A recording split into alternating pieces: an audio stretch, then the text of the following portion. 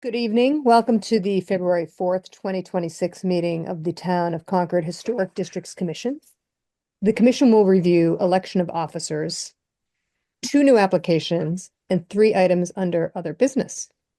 And we also welcome new HDC member Jeff Young tonight. Very exciting to have a new member. Thank you, Jeff. We are conducting this meeting online in accordance with the Commonwealth of Massachusetts Executive Order suspending certain provisions of the open meeting law. The public may access this call through both telephone and video conferencing. Members of the public will have an opportunity to ask questions and provide public comment on applications and discussions following the petitioner's presentation and questions from the commission. To participate, please raise your hand in the participant function of the Zoom meeting platform. If you're calling in and cannot use that platform, you may raise your hand by dialing *9.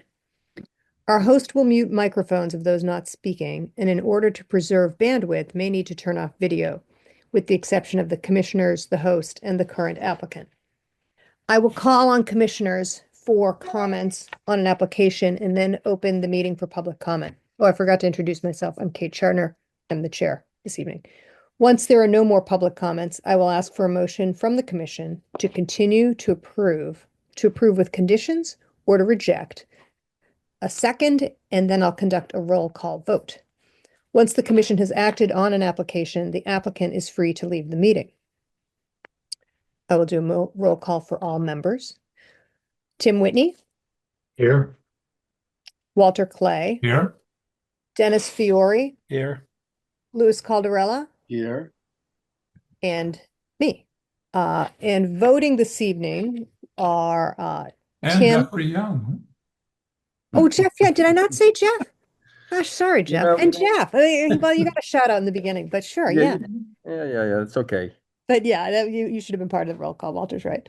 Voting this evening, let's not waste any time. Jeff, Walter, Tim, Louis, and myself. So without further ado, we can start with our first new item this evening, which is the Town of Concord. And I believe, Matt, are you here? I am here. Okay, I hear. Well, please begin. I'm trying to find my screen. Yes, Here we so hello everyone, and I'm presenting on behalf of the Town of Concord. And our project, myself and the current CIO of the town, Jeff Weiner, are both on this. It's a joint project where we are trying to install security cameras on the exterior of the townhouse. And the next step in this project is for approval through this commission. So happy to address any questions you guys may have, or talk about anything that you may be wondering. Mm-hmm.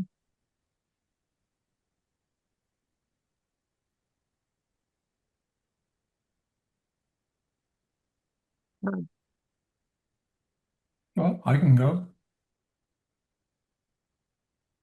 I have 2 questions. One is white the proposed color? No, so in the proposal, the vendor has stated that they are going to paint the conduit to match the brick on the exterior. Mm-hmm. And we had also had another question come up of the camera housing, because that'll be white as well, where we could, the vendor can't do it themselves, but either we can do that in-house or we can find someone local where we can paint the camera housing. So everything will match the brick color on the exterior. And then the second thing is it is proposed as being attached to the face of the building.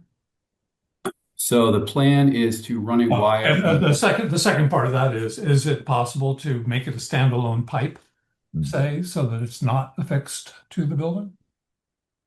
Yes. So what the plan is for them to run a wire from the basement to a box on the corners, and they will do conduit from that box to the camera location, and that's what they'll paint to match the brick exterior. And the only thing that you'd have to do is secure that conduit, but that's very minimal. And then you could also remove that without any, with very, very minimal damage to the structure.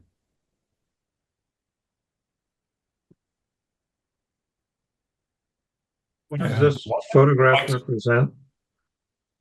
I'm a little hard understanding what I'm looking at here. So this is the back of the townhouse, the back corner. Mhm. And what you'll see is the gray box is where the wire would come in from the basement, go into that box, and then they'd run the wire through that conduit that you can see going up the side of the building. And that is not, that's not affixed to the brick. It's there, and then they're going to put little mounting brackets on it. But that's going to be very minimal with the, impact to the actual brick itself. And then it's also designed so that it would be easy to take off the exterior. So the conduit Without- is what is like 3/4 inch diameter or something. I believe it's a 1/2 inch is what they had it as Yeah. on the Okay. proposal. So this is not the right color, obviously, shown. Correct.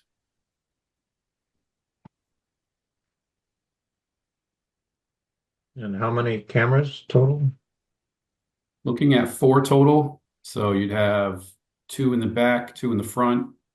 There is already a camera in the side entrance. I don't have a picture of it, unfortunately, here. But under the hood on the side entrance where the ADA accessible is, we have a camera. So that would be, okay, yes, if you're looking at this to the left side of the building in the front, that would be where the other camera is. And then at this point, with these 4 exterior cameras and that other camera on the side entrance, you then would have, 360-degree surveillance of the townhouse.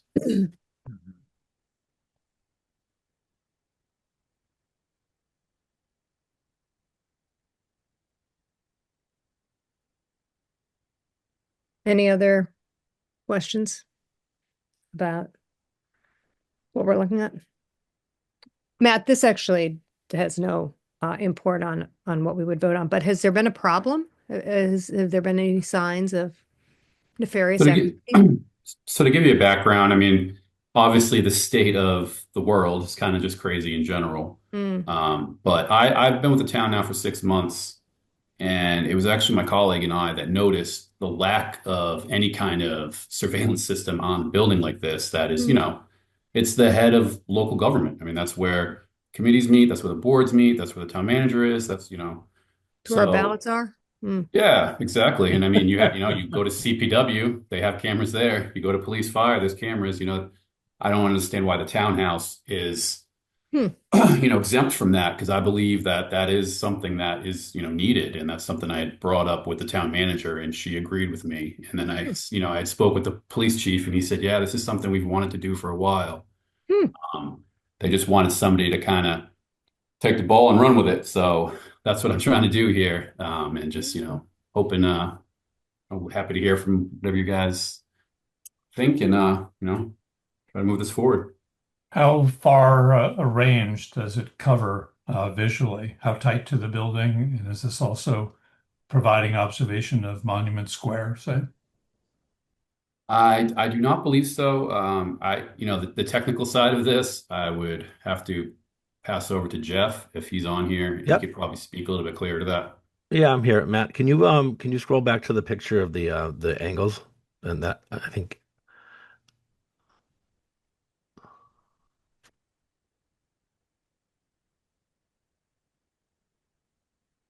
Hmm. yeah, right. You guys can hear me, right? Yep. Okay. From that view, you do see all 4 sides of the building. Obviously, where the cameras are closest, like the closest to the cameras, you're going to see a clearer picture. So part of it you're not going to get the whole square. You're only going to get the front property of the building, the side property. That in the back, you'll see that driveway, and then the side parking area will be covered by that. The left-hand side one, I can't point to it, but. So you're going to get the views of the building to get a clear HD view of every corner, every side. You'd have to add more cameras, and we tried to minimize while still providing the same amount of security. But any place that someone's walking down any side of it, they'll get caught by one of those cameras.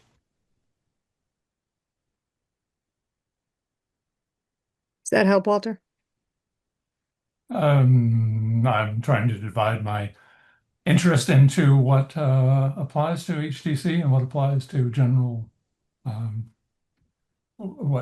mushrooming of cameras and surveillance in general. I'm not sure it's our purview to judge the limits of the cameras, but I would say that it looks fine, but it would have been a better presentation to have the cameras colored in a brick color, because that would have been, that would just go over much more easily, I think. So I will add that I did ask a question today of the Concord Carlisle High School art department if they could actually paint it, the camera itself, the color of the brick, and try to match it. I haven't got an answer on that yet, but that would be a way to go. I mean, that's what we were talking about trying to do. Yeah. Or a faux version of Thoreau's cabin on each one, Well, in keeping with things.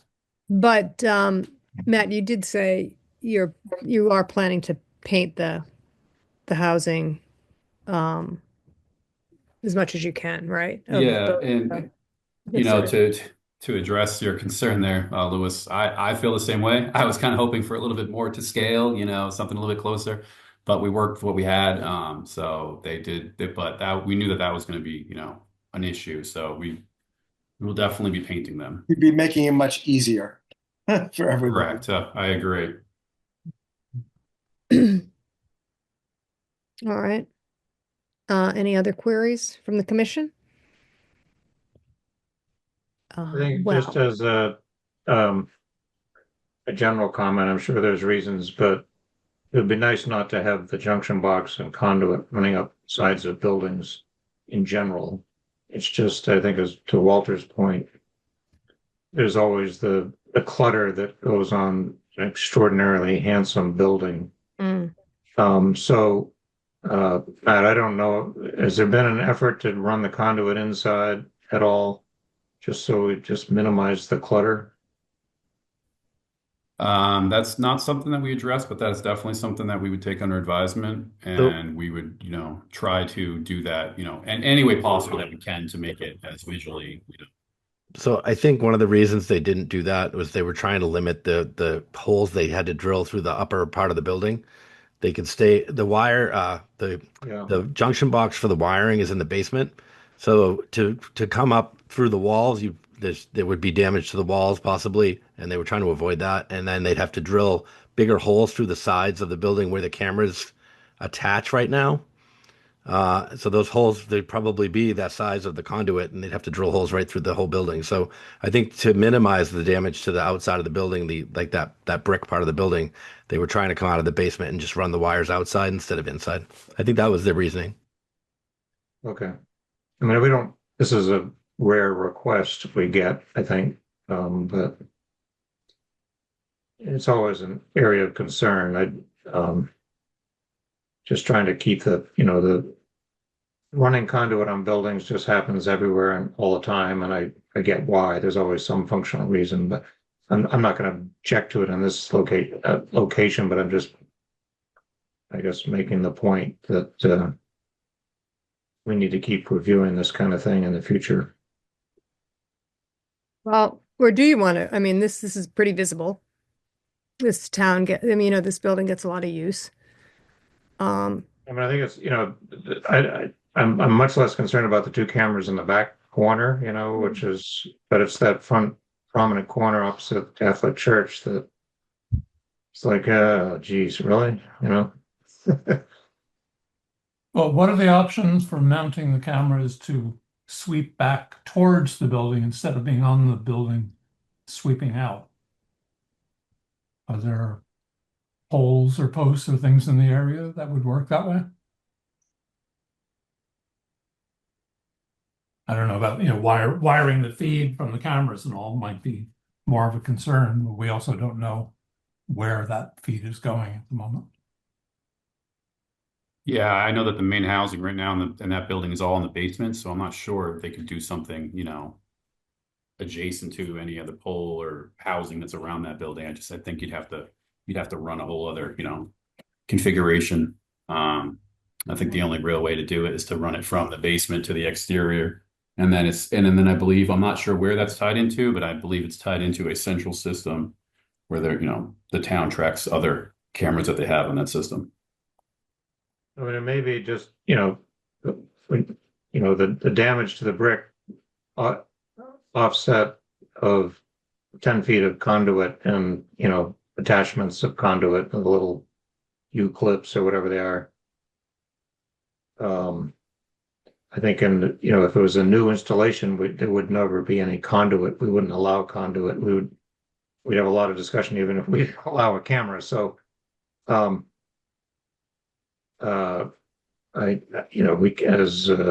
Louis said, we can't question the need for cameras, and I kind of get the potential concern.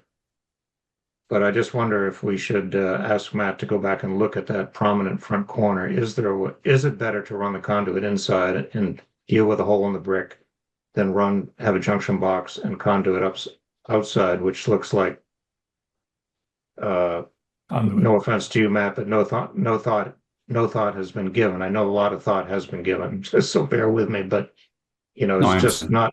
it's not what we would normally, that is talk about an important corner of a prominent building in town and a prominent space. That's it, so just wondering what other commissioners think. I wonder also, Matt, is it possible, how reversible is if you did run the conduit from the basement up and come out with a larger hole?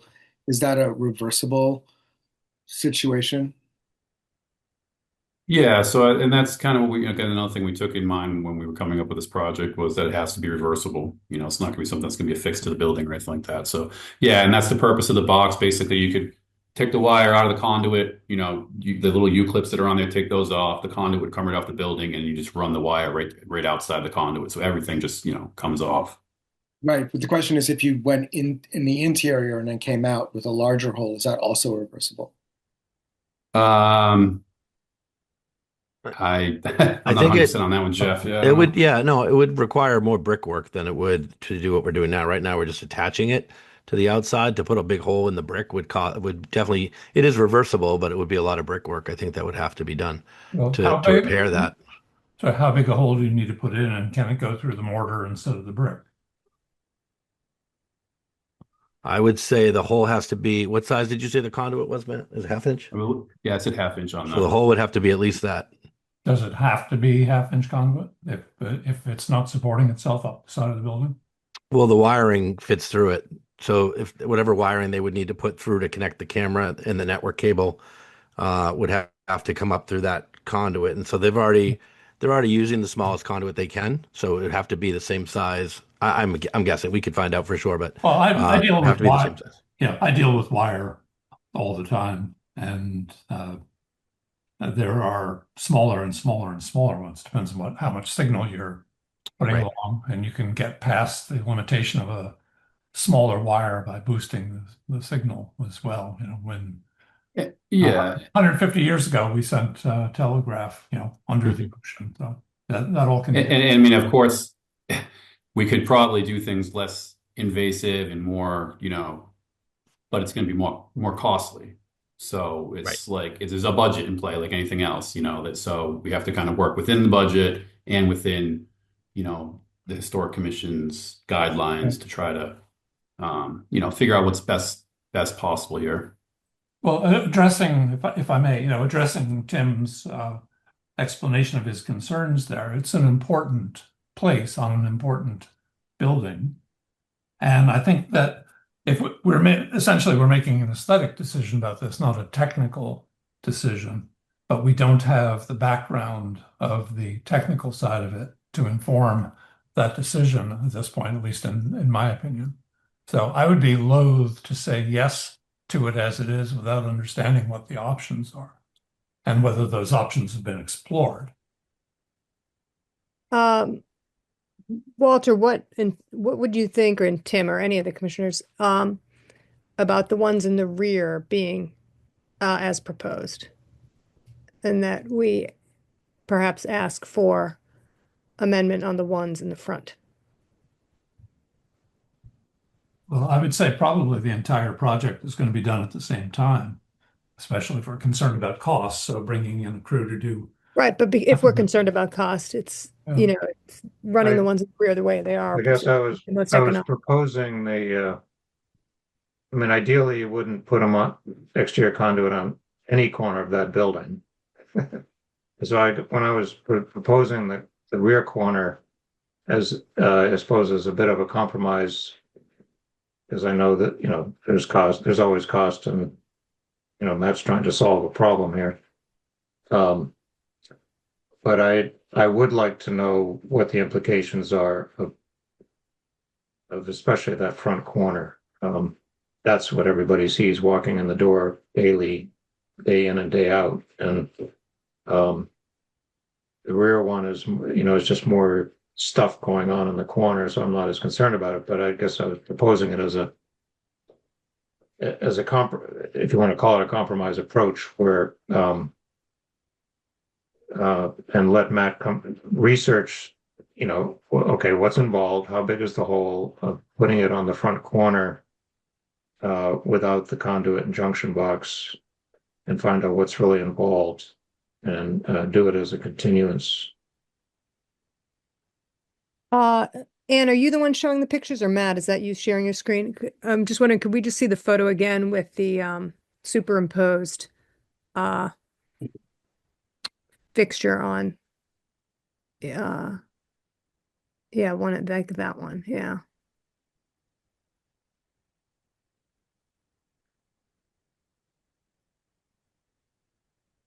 So initially, when Matt and I first started talking about this, we had proposed just 2 cameras on the outside instead of 4. Mhm. And I know the commission didn't want the cameras attached to that brown brick that's showing right there, Right. the because that would point. reduce the number of conduits, and they'd reduce the number of cameras on the outside, because they can put multi-cameras in one housing.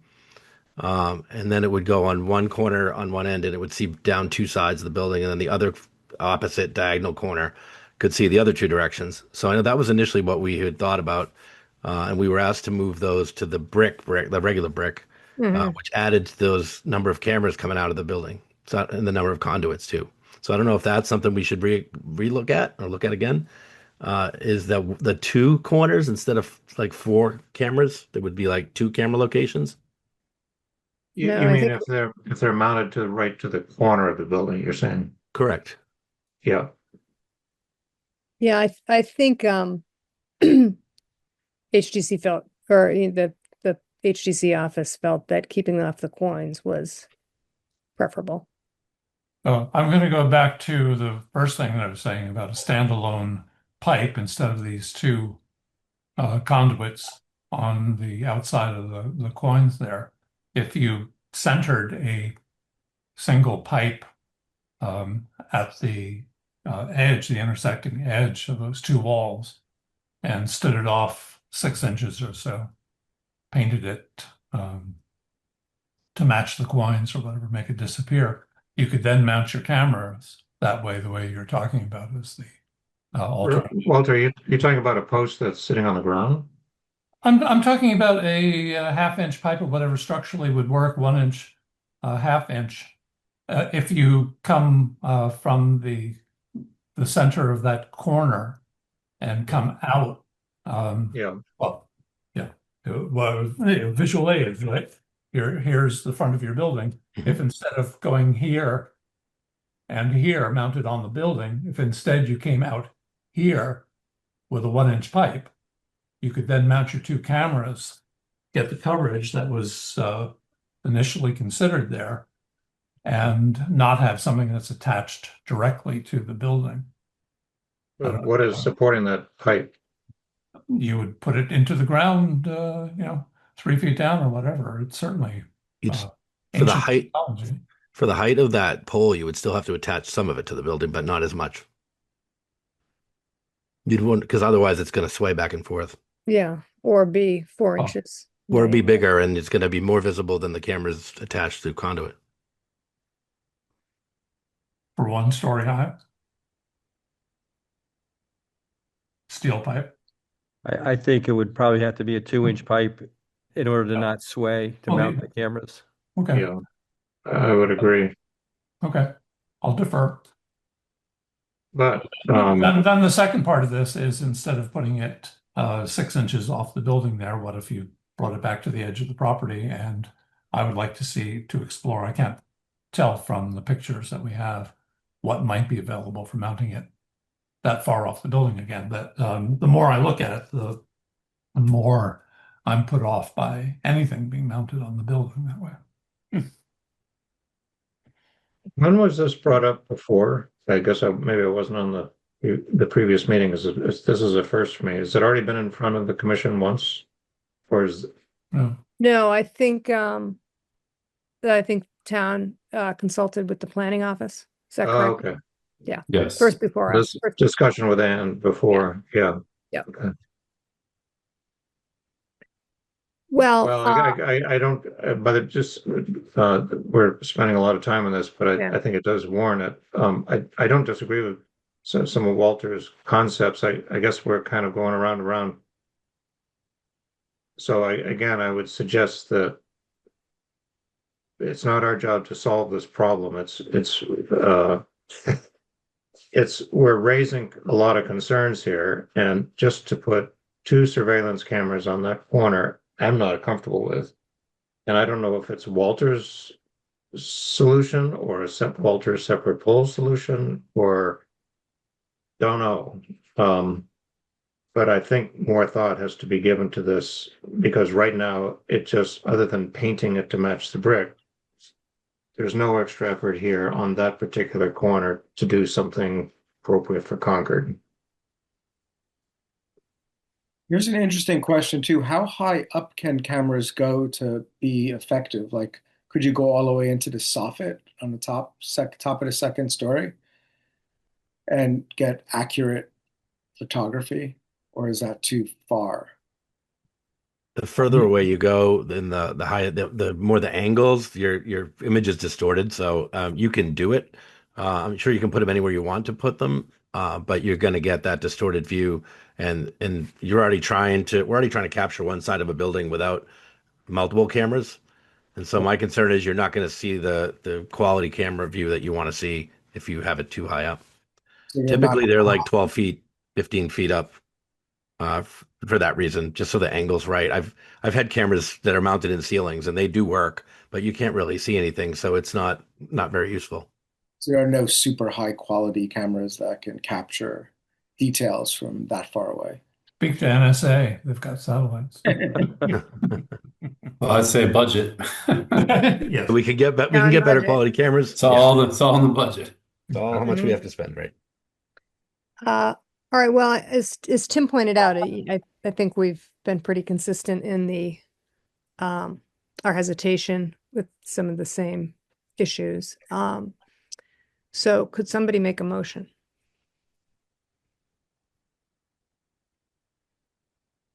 Well, since I'm raising a lot of the issues, I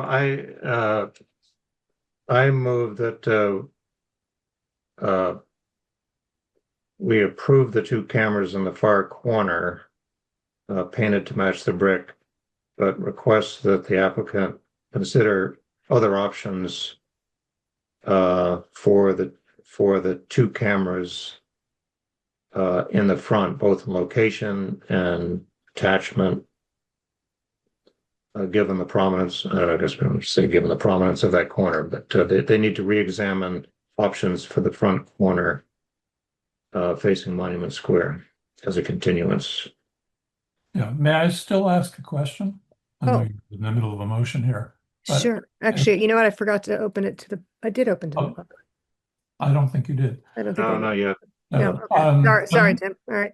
Is there a time concern? I mean, we've got a budget concern. Is there a time concern, or is this just something Well, nice to do? If I could, kind of put my 2 cents in here, I'm just going to advocate on the fact of, from a security standpoint and from a point of vulnerability. And while I understand the historic implications to that building and the aesthetics, we also have to factor in, the safety and security of the people of the town and the people that work inside that building. And I would just request that if this is not, within what you are willing to approve, just please give us alternatives of, so we can get this done, because it is something, there's not an exact timeline, but, ASAP, as far as I'm concerned. Well, I think we're trying to allow you to present alternatives with a little bit of time in order to look at that. Let me But- backtrack and open it to public comment because I see Alan Bogosian has his hand raised. There you are. Hello. Oh, wait, you're on mute, Alan. Yes, how's that now? Can you hear me? Perfect. Okay, Yep. so Alan Bogosian, 1624 Main Street. But I'm speaking as a master electrician, Mm. someone who does a lot of security, someone who does a lot of lighting and security cameras on outside of buildings, especially historical buildings. Mm-hmm. And this is just my input. There's two ways to approach this job. One is through the inside of the building, where you fish, and these security cameras typically require 4 wires. 2 of them are video and 2 of them are power. They're very, very small wires, and they can either be fished up through a wall, or on the outside of the building where you put a piece of pipe, a 1/2-inch piece of pipe on the outside of the building. Now, what you want to do is avoid damage to any kind of building. So you never, ever would drill into a brick, but you would drill into a concrete where you would set a piece of concrete between the bricks where you would set anchors in order to hold your pipe up. If you were coming through the inside of the building to the outside, you would drill a very small, probably 3/8 inch hole, and you would mount a box on the outside of the building, and that would be anchored into the concrete, not into the bricks. And you would come in the rear of that and mount your 1 or 2 cameras on that type of box. Does that make sense? Well, and when you Yes. say concrete, you mean the mortar mortar, between the bricks, correct. right? Yeah. Right. The mortar. So you're not touching the bricks, you're not touching any of the cornerstones, you're not touching any of the granite to that building. And it's reversible and it's not conduit on the outside. Right. you And if you're going on the inside of the building, you would come up inside the wall, fish up the wall. So whatever holes you would make would be patched with joint compound and then painted over. And you would, if you were going to drill from the outside in, you would take a feeler bit, a concrete feeler bit, and drill through the mortar into the room that you were running the cables up through. Avoiding power. I'm sorry? Avoiding power. Electrical. Right. Well, now they make little cameras that you can, when you drill a Yeah. pilot hole, you can stick a camera through it. Right.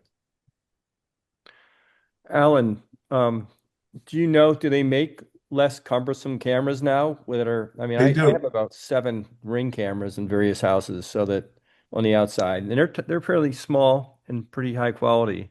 Yep. And we just did a security system the other day, last week. And the cameras are very small, probably 2 inches, maybe 2.5 inches in diameter. Mm-hmm. And the resolution is fine on them, and they punch out. You want to see probably between 30-40 feet with these cameras. And those are not wildly more expensive than No, kind of more standard not now. at all. And these are all going to be powered into the head end, which is located in the basement of the building, and then through Wi-Fi, it's going to communicate through different sections of the town, right? Different people in the town. All right.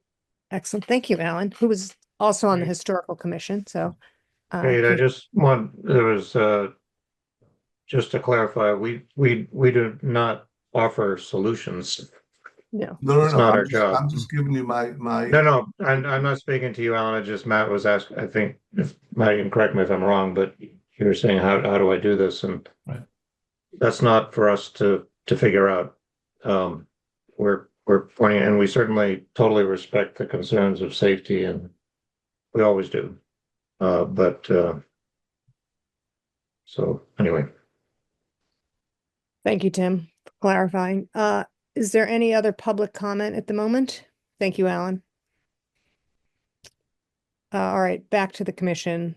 Back to you, Tim, if you want to reiterate that motion, please? Well, I would, I guess, starting again, move to have a continuance, partial approval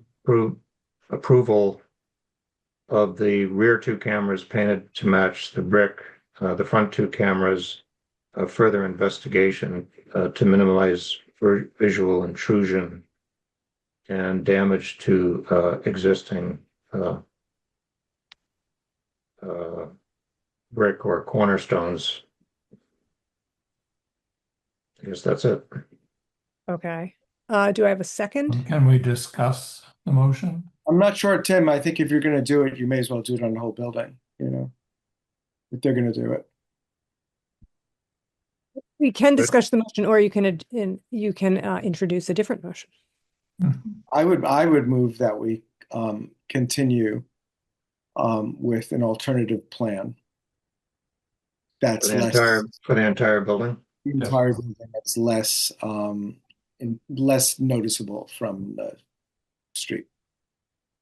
I have every confidence that there will be a better solution found, and we would probably want to apply it in both locations. Would you like to second a motion or introduce a third one? Mhm. Me? Or anyone? Louis, go ahead. Well, no, I mean, my motion was to continue the application until the next meeting with a proposal that addresses the concerns that were brought up both publicly and within the commission Or all four cameras? Yes, for all four cameras. Yes. that's properly broad. I'll second that. I'll second that one. All right, then we can vote on that one and see what happens. Jeff. Ba-ba-ba. First night, first vote. Wow. Yeah, I vote yes, that we continue this and have them look and see if there are less cumbersome, less War of the Worlds style cameras that won't stand out so much. Okay, thank you. Walter, Aye. Louis, Aye. Tim, Right. and I'm an aye. So I thank you, Matt and Jeff, for coming before us and for tackling this project. And although, you know, you've got continued, I hope you got enough feedback that gives you a little more direction. And you can always also talk to Anne afterwards for more clarification. You've got a raised hand, Kate. Oh, geez, Jeff, yes? Sorry, I just wanted to add, I do understand the comments about smaller cameras, but we do have to make sure the cameras are compatible with the rest of the town system. So I just wanted to put that out there just as for a point of information. And the other thing is there a distance away from the building that would be more acceptable, just so while we're looking for new options, we don't come back to you with another option that's not acceptable. I just want to make sure if we're going to put time into this and effort into it, we want to make sure that we come back with a solution that's more acceptable. So I don't know if there's a distance away that feels better or might look better to the group. I just wanted to make sure we know that before we start. Well, Or if we're going away from the building, I guess is the question. If we're going through it, that's another thing we can investigate on our own. We don't need input for that. But if we're going like you're suggesting, like a pole on the property, I just don't want to say like we're 6 feet away and it needs to be further. So is there a distance that is acceptable, I guess, if we're going that way? Because we might have to at the end. Objection is basically rooted in a noticeability. Okay. So it might involve an exterior pole as well. Right. I don't think, we don't know the answer to that. Okay. It could be 30 feet or you'd have to look at it and propose something, I think. Yeah, whatever has an adequate lack of visual impact and structural impact on the building. Okay. Thank you. Thank you. Okay, so continued till the next meeting, which is on February 25th, 3 weeks from tonight. And thank you for bringing this before us. Thank you. Have a good evening. We'll see you guys at the next meeting. Thank you. Okay, moving on to 34 Main Street. Yu Song is representing from Mary Vassal. Hey, hello everyone. Good morning. Good evening. Sorry. Oh, there Um, you are. Hi. yeah, hi. Can you hear me? Yes, yep. Great, great. Yeah, so I'm going to install a flat wall sign on the 34 Main Street, second floor. There's a new business coming on that address. It's a hair salon. Yeah, here's how it will look like. Actually, so after I submit this application, I got some advice, like we should keep the sign be consistent with other signs on this building or on this surrounding business. So we should use a background of a darker color instead of white. So I have a second like a design, like just to switch the color of the background with the Okay. letters. Yeah. So if that's more preferable, so I'll go that way. But yeah, but this is the application just to Mhm. install a business sign. Okay, so you do you want us to consider, do you have a picture of the darker background? I mean, Yeah, I do. If I can share. oh, okay, yeah, please do.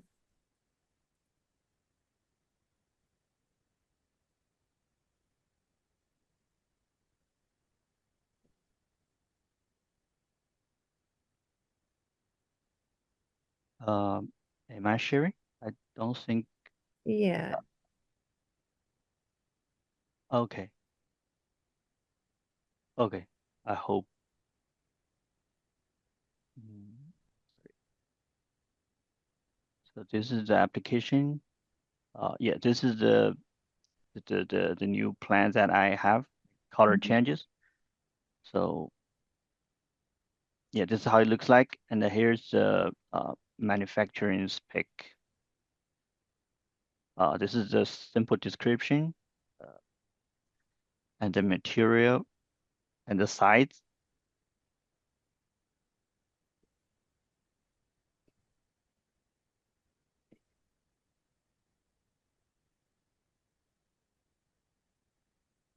Oh, yeah, that's right. And how recessed are the letters, or the letters raised and Uh, the background is recessed? it's going to be recessed like 6 millimeters. It'll be carved into the board.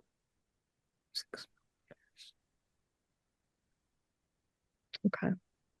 Okay. And let's see, it's high density urethane. We've had those before. Well, it's true. We normally prefer colored signs and sort of keeping with the time. We have approved Holiday as a white sign around the corner. I can't think of any others right now, but and block letters. I mean, the Grasshopper Shop is block letters, and we've approved some other block letters. Mhm. For me, along this particular stretch, however, the shape of the signs are a little more considered. This with the block letters and the just sort of the plain simple contours of the sign look a little contemporary for the area. Not that we necessarily want, ye olde style everything, but that's my hesitation right now for this design. Are you saying about the like the The shape. letter, the shape of the whole sign? Mm-hmm. Like instead of being a full like rectangle, we want to be some other shape that you.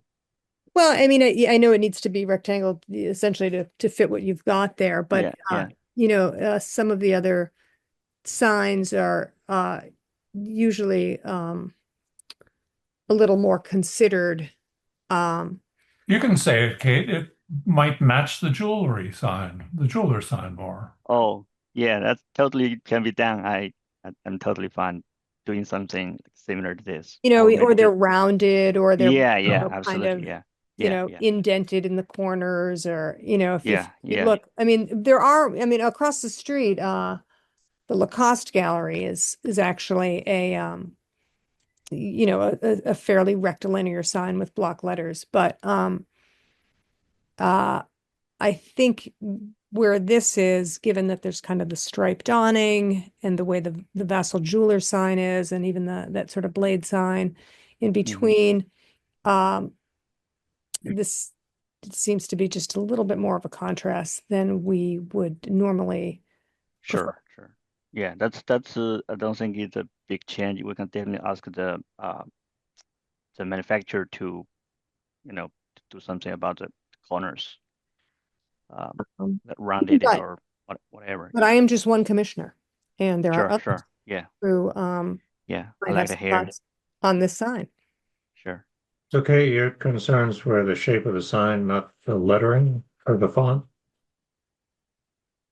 The combination of the two is just too contemporary. I would actually bring up, there are three problems I would have with the sign. The shape of the sign is not in keeping with the sign to the left. Mhm. Font of the sign is not in keeping with other signs in town. Mhm. Color of the sign is jarringly not in keeping with the sign beside it. It's, I mean, Yeah. there are, the font though does match the Grasshopper shop below. Just Do you want to match it or not match it? Sorry, I'm oh well, we didn't know, we don't. It's not necessarily an issue of matching something, but yeah. Uh, How about this? I'll say, if that sign had a similar shape to the Vassal Jeweler sign with the Yeah. corners looking like that, so that it was more Consistent. for the building. Yeah. Yeah. The thing is, looking at the building overall, there are several components. The shape of the jeweler's sign, the font of the Grasshopper shop, and the color of everything there, except there's a pink door there, a purple door there. So that's with a smile. That's another thing. I'd like to see the green a little toned down from it, and I'd like to see the corners echo the shape of the Vassal Jewelers there, and I'm okay with the font then, but there's nothing wrong with it matching the same as the Grasshopper shop. That's my take. I would agree. The color needs to be toned down, and you could make it a large oval if you wanted to. It'd be fine. But if you wanted to clip the corners, that would be great. It needs. I guess the overall thought is it needs to be softened. mhm. You can keep as far as I'm concerned, you can keep the font. You just need to soften it. So maybe it would be a creamy white on a darker green with maybe the clipped corners or an oval. That would soften the whole thing. Sure. I Yeah. I mean, this building is, which I've never noticed until I look at this photograph, but it's all like sort of black and white, Yeah. which is kind of looks quite good. I mean, I think the awning is black and white. The windows have these, unusual casings of black and white, and the sign is left-hand sign is black and white. So one option, if the presenter would consider, is just to go to a black. I don't personally have a problem with the font, but I agree with the comments of having the shape of the sign more distinctive, and you can either having a very dark green or a black background, just have this whole building a black and white theme. Great. Yeah, that's not a problem. I can actually. I'm not too concerned about the color, but as long as it stands out, like the letter stands out, that should be fine. Yeah, the white letters would be fine. Yeah. All right, let me see if there any other commissioners with thoughts. I think everyone's been pretty consistent. Any public comment on the sign for this new business that's opening up, which is very exciting? Okay, no. So, let's see. Do you have any more questions, Mr. Song? Yeah, Have we given you a pretty clear idea? yeah. So can I just summarize what I have heard? Sure, So yeah. we wanted the sign, the shape to be a little bit softer, like a rounded corner, or like some other shape makes looks softer. Mhm. And also I think I heard most people are okay with the fonts.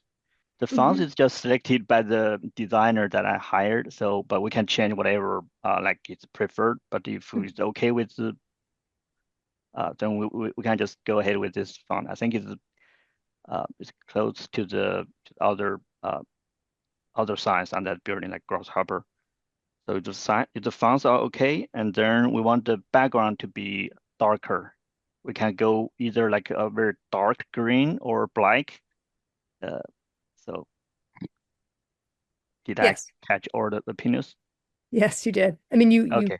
if your designer, upon changing the shape and the shade, Mm-hmm. feels that a different font, you know, Mm-hmm. you don't have to keep this font, but that you can change that or not, just, depending on how their design ethos works with the other changes. Mm-hmm. But so let's, I think if we're all clear, I'll ask for a motion from somebody. We're gonna do a continuance or we'll ask for Yeah, I think the so. submission to Oh. Anne for administrative approvals. So I don't know, just a question. What did we do for Beauty Secrets? I think they had to come back, I had to come back, and They that was a did. They solid- came back. They came back. I think so. That's what I was basing this one on. I mean, I'm open to administrative approval. Dennis, thoughts on that? I think probably they need to come back because there are too many changes. Yeah. I think you're right, So, a motion, please.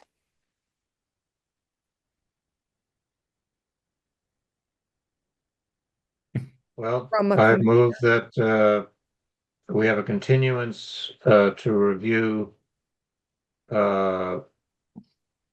modifications to the design, including a more shaped frame in keeping with the building, darker background. And I think that's it, right? Color. Darker background color, yeah. Oh. Yep. Pretty straightforward. Pretty straightforward. Okay. One second. Are you seconding? Thank you very much. I will go around for a vote. Walter, Aye. Jeff, Aye. Louis, Aye.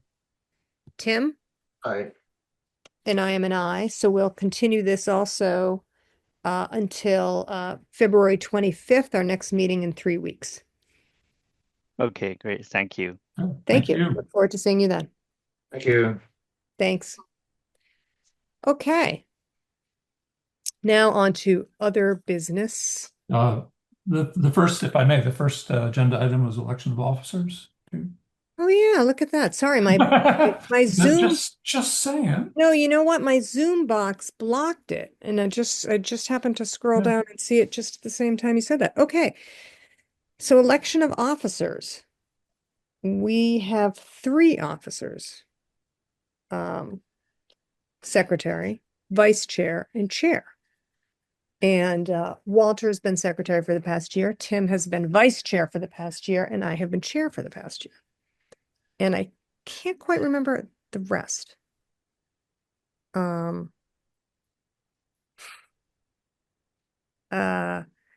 Let's see. Do you remember how this goes? I think you can just wing it. Okay. So I You- would like to renominate Walter to be secretary. I would second that. You You okay with that, Walter? And I'll accept the Excellent. Thank you. nomination. All right. So we can vote on that. I think we all vote on that one. I think. Dennis? Sure, I'm in favor of it. Thanks. Because we're not going to let you go. Jeff? Thanks, I think. Yeah. You know, he looks like a good secretary to me. So You know, you've had a lot of time to observe. Tim? yeah, Aye. Walter? I shouldn't vote for myself. You're pleased to accept. I'm an aye, and you're pleased to Yeah. accept. Thank you very much. And let's see. Well, Lewis, What about Lewis? I did Did I raise not your ask hand. you for your vote? You did not, but I would say absolutely. There's no one who's going to read the minutes as accurately. He reads the minutes like the wind. It's true. Sorry, Lewis, you too. Yes. That's right. I think I meant to ask for Sounding aye. okay, so that is one officer, and then we have the vice chair position to fill. Any ideas on that? no. Oh. I'd like Tim, you to may I nominate Tim? Tim, would you like to be vice chair again? Certainly. Yeah? I would second that again. All right, so okay. Jeff, would you like to vote for Tim? absolutely. All right. Dennis? Aye. Walter? Aye. Lewis? Aye. And I'm an aye. And so Tim, welcome back. Nice to be Thank you here. for your service. And then there is chair, which can also be anybody. Unfortunately, we don't have, we didn't vote the last time, and so we have to vote tonight because it's already February, but it would have been nice to have had, we're missing a couple of commissioners, Catherine, Bill, and Kristen, none of whom I think was up for being chair right now, but And I Okay, sure. nominate Kate Chartner to be our chair. oh boy. Second. Tim, that was a little hasty. All right, I'll do it one more year. Thank you. Take the Do I have a vote. vote? Hmm? A vote? Mm-hmm. A vote. Vote. Well, I guess as vice chair, I'll call on people. Walter, Yeah. Jeff, I Dennis, Aye. Lewis, Aye. and I am an aye as well. Congratulations, Kate. Thank you, Tim. Wow. I appreciate it. Wow. Tim and I have been a good team, so thanks, guys. All right. Let me check on anything else under my Zoom box here. A collection of okay, there we go. New public hearings. Very vessel. Okay, now we are really on to other business. And Mimi Graney to talk about the Black Heritage Trail Markers proposed project presentation, which I'm not sure all of the commission knows about yet. Hello, we have a slideshow to share with you. I am here tonight with Jen Turner from the Robbins House. Right. We've got about a 10-minute or so presentation to kind of walk you through the project.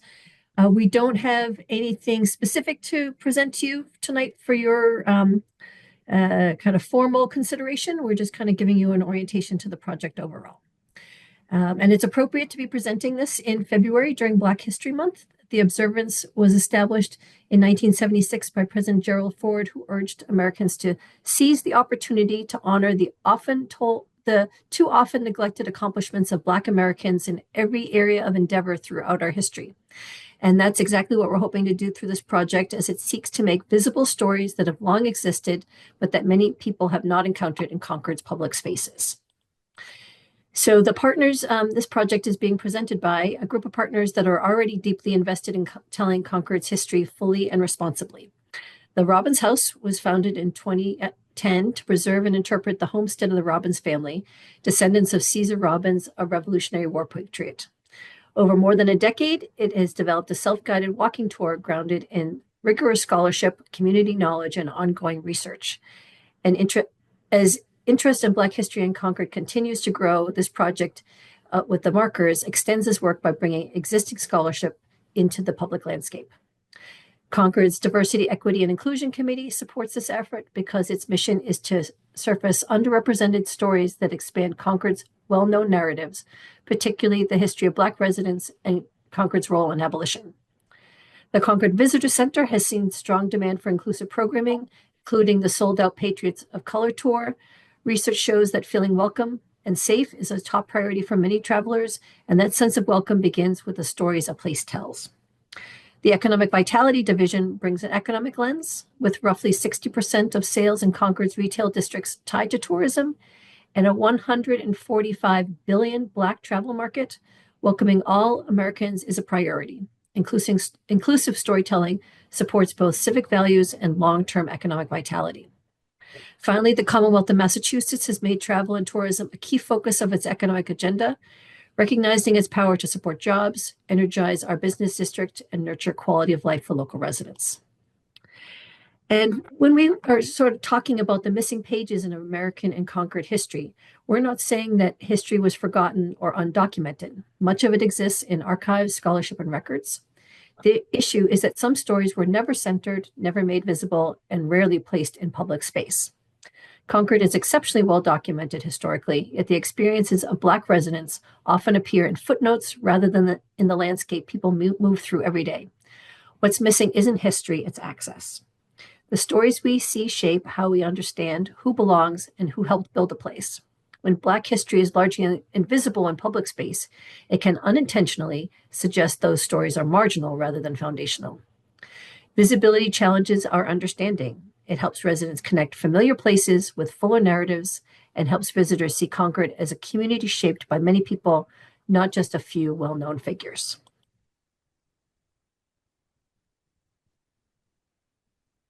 Jen?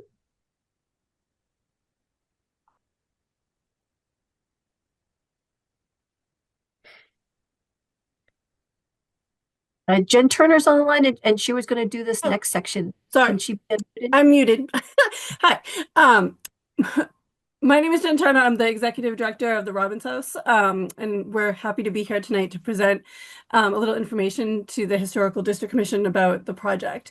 So, as Mimi was saying, this project is really firmly grounded in existing scholarship. It's not new history, and it is not speculative. The foundation of the project is the Robbins House self-guided walking tour. It was developed in 2011 primarily by Dr. Maria Madison, one of the founders of the museum, and it was shaped by years of research and community knowledge. That work identified many of the sites and stories that form the basis of this current marker project. It also builds on interpretive efforts that bring forward the lives of people such as Ellen Garrison, George Dugan, Patriots of Color like Cesar Robbins, whose contributions are often absent from traditional narratives. The Visitor Center has already been making these stories accessible through maps, tours, and programming.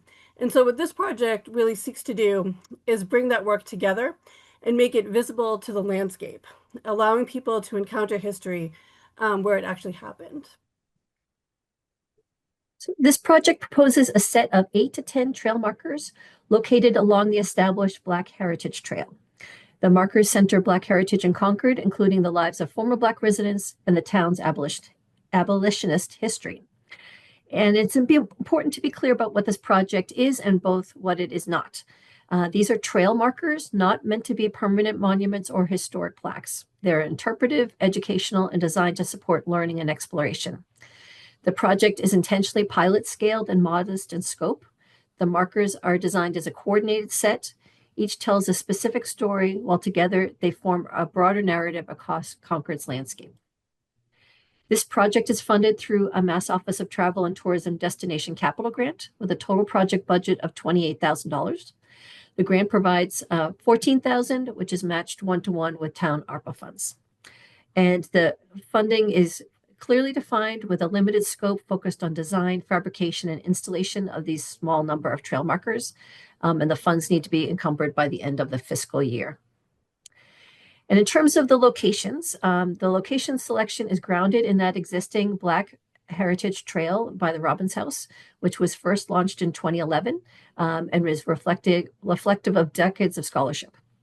Potential sites will be evaluated using clear criteria that we're still in the middle of developing, which includes historical significance, strength of documentation, visibility and accessibility, and how well the site helps people understand Concord history. We're also considering how the sites together function as a set. Each needs to stand on its own, and together they should offer a collective narrative of Black heritage across Concord. And again, we have not finalized any of those. If you go to the Robbins House tour online, there's over 40 locations already selected. So we're going to next show you a few examples to just illustrate some of the stories we seek to elevate. Right. And as Mimi said, like these are not final selections, but they're the type of examples that of the stories that can be told with the Black heritage markers. So one of the possible locations includes the Great Field. As many of you probably know, in the 18th and 19th centuries, the Great Field was home to a community of Black and Native Concordians who lived and worked on the margins of town life. Families farmed small plots. They harvested things like cranberries and rye, and they took on seasonal and skilled labor to support themselves. In 1761, John Jack became Concord's first Black landowner. Nearby, Caesar Robbins, a patriot of color, built a home later occupied by his children, Peter Robbins and Susan Garrison, and later his granddaughter, Ellen Garrison, an early civil rights advocate. The Great Field was a close-knit, multi-generational, mixed-race neighborhood. And despite systemic barriers, its residents built community, resilience, and a lasting legacy. By 1875, however, foreclosure and land speculation erased the neighborhood physically. And today, the site is covered by the wastewater treatment plant, but through research and storytelling, its history continues to inspire today. Another possible location for the trail would be the First Parish Meeting House or the Holy Family Church today. In 1841, Frederick Douglass, newly self-emancipated and emerging as a powerful abolitionist voice, delivered a landmark speech at Concord's Universalist Meeting House during a meeting of the Middlesex County Anti-Slavery Society. He was invited by the Concord Female Anti-Slavery Society, led by women such as Mary Merrick Brooks, Helen Thoreau, and Susan Garrison. Though abolition represented a minority of residents, the event strengthened local and national anti-slavery efforts. And this is an example of a moment that connects Concord directly to the national movement for freedom and justice in the time period.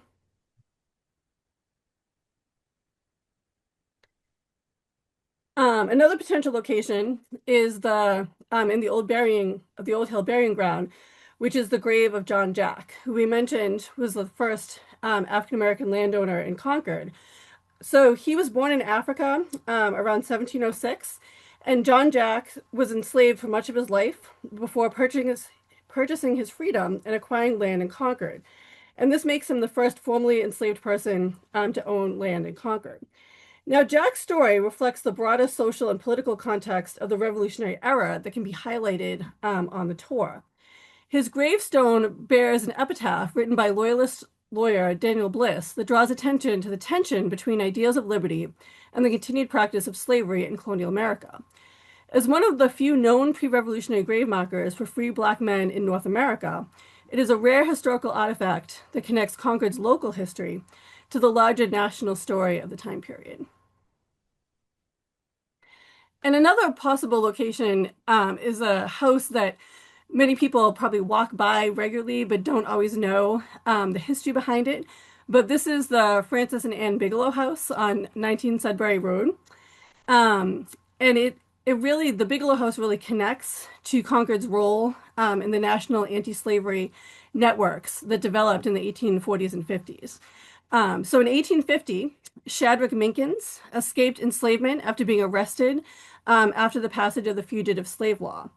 Following his rescue in Boston, he passed through Concord, including a stop at the Bigelow home, which is well documented, before reaching freedom in Canada. And the surrounding neighborhood where the Bigelow house is actually illustrates Concord's connections to the abolitionist movement more broadly. Across the street lived Mary Merrick Brooks, a leader of the Concord Female Anti-Slavery Society, and nearby, Frank Sanborn, one of the individuals later known as the Secret Six, operated a small school and maintained ties to John Brown. Together, all of these associations situate the Bigelow House within a broader network of people and places involved in the anti-slavery movement of the mid-19th century. And then the last story that we just wanted to highlight tonight as an example of the type of stories though we can tell with a Black Heritage Trail, is Brister Freeman. Brister Freeman was a formerly enslaved Revolutionary War veteran who purchased land in Walden Woods with another Black veteran. He and his wife, Fender Freeman, raised a family there, reflecting both the opportunities and the limits faced by free Black communities, free Black families in post-revolutionary Concord. Their story adds depth to the town's early Black settlement and a history of land ownership by African-American individuals in the time. The advisory team provides guidance to the project, ensuring historical interpretation is purposeful, culturally appropriate, and grounded in scholarship. While the team does not replace formal regulatory or elected decision-making, it provides a key role in supporting and shaping public engagement. Outreach is a central focus of this project, including meetings with boards like yourselves, residents, property owners, and property stewards, community leaders, and other interested parties. These conversations serve to identify community concerns and provide essential input towards refining the details of the project. Over the coming weeks and months, we'll be utilizing a variety of tools to support this engagement, including bringing around these slideshow presentations, walking tours, temporary lawn signs, social media, and local media coverage to extend engagement. In this way, the project is inclusive, transparent, and responsive. A central goal of this project is to make visible the stories and people that have long existed in Concord, but have been overlooked or absent from the public landscape. Visibility is not incidental to the design, it's fundamental to its purpose. The design is intended to be compatible with Concord's existing cultural and historic landscape, to engage the landscape in conversation and not to compete with it.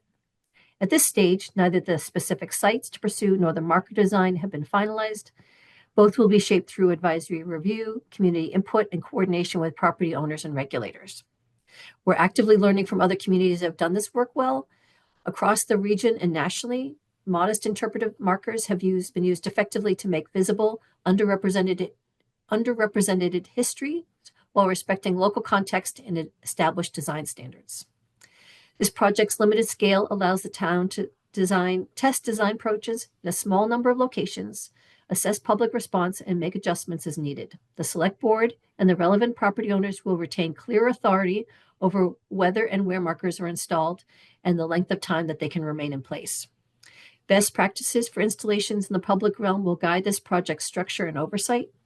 Each marker will be governed by clear agreements that define ownership, maintenance responsibilities, duration of installation, and procedures for modification or removal.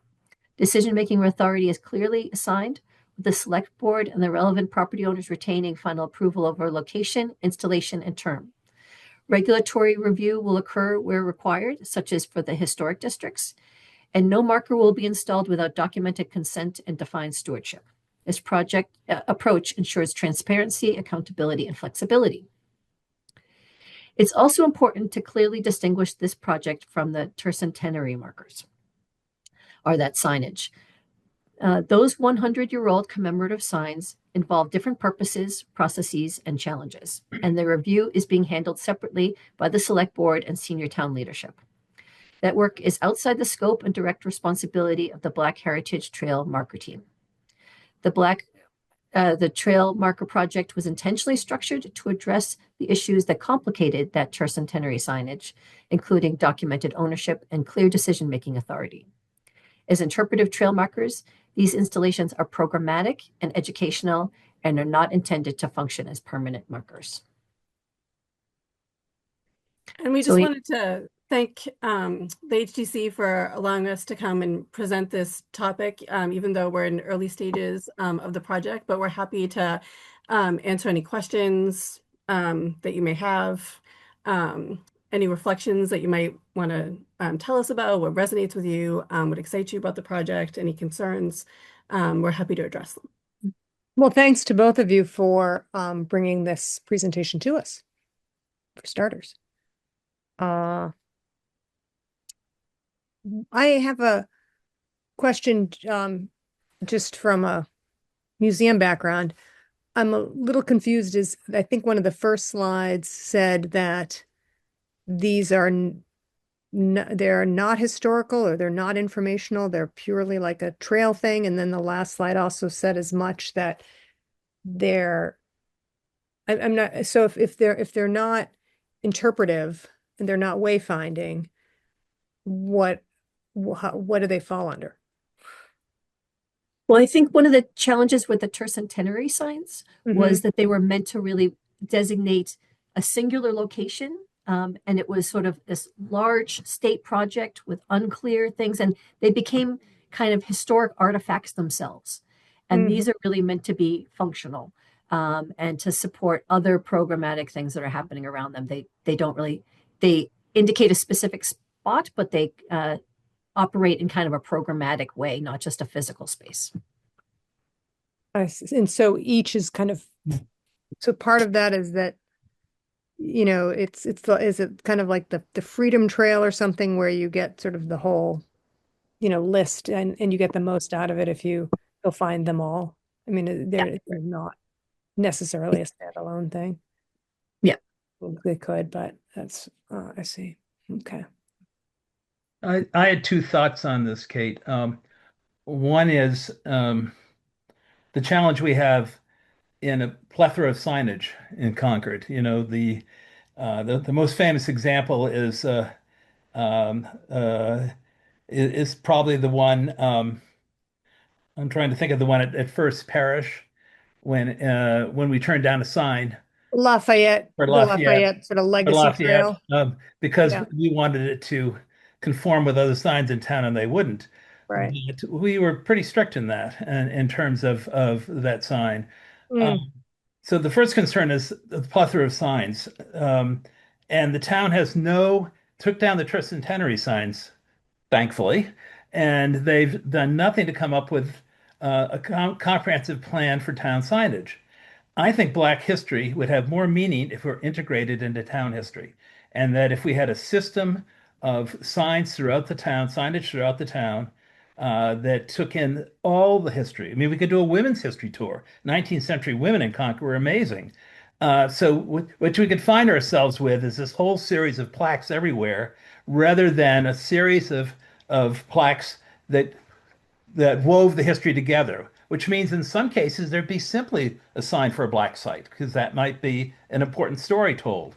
But I don't favor moving ahead with this until the town has faced the whole idea of an integrated history of the town through signage, and that just has not happened yet.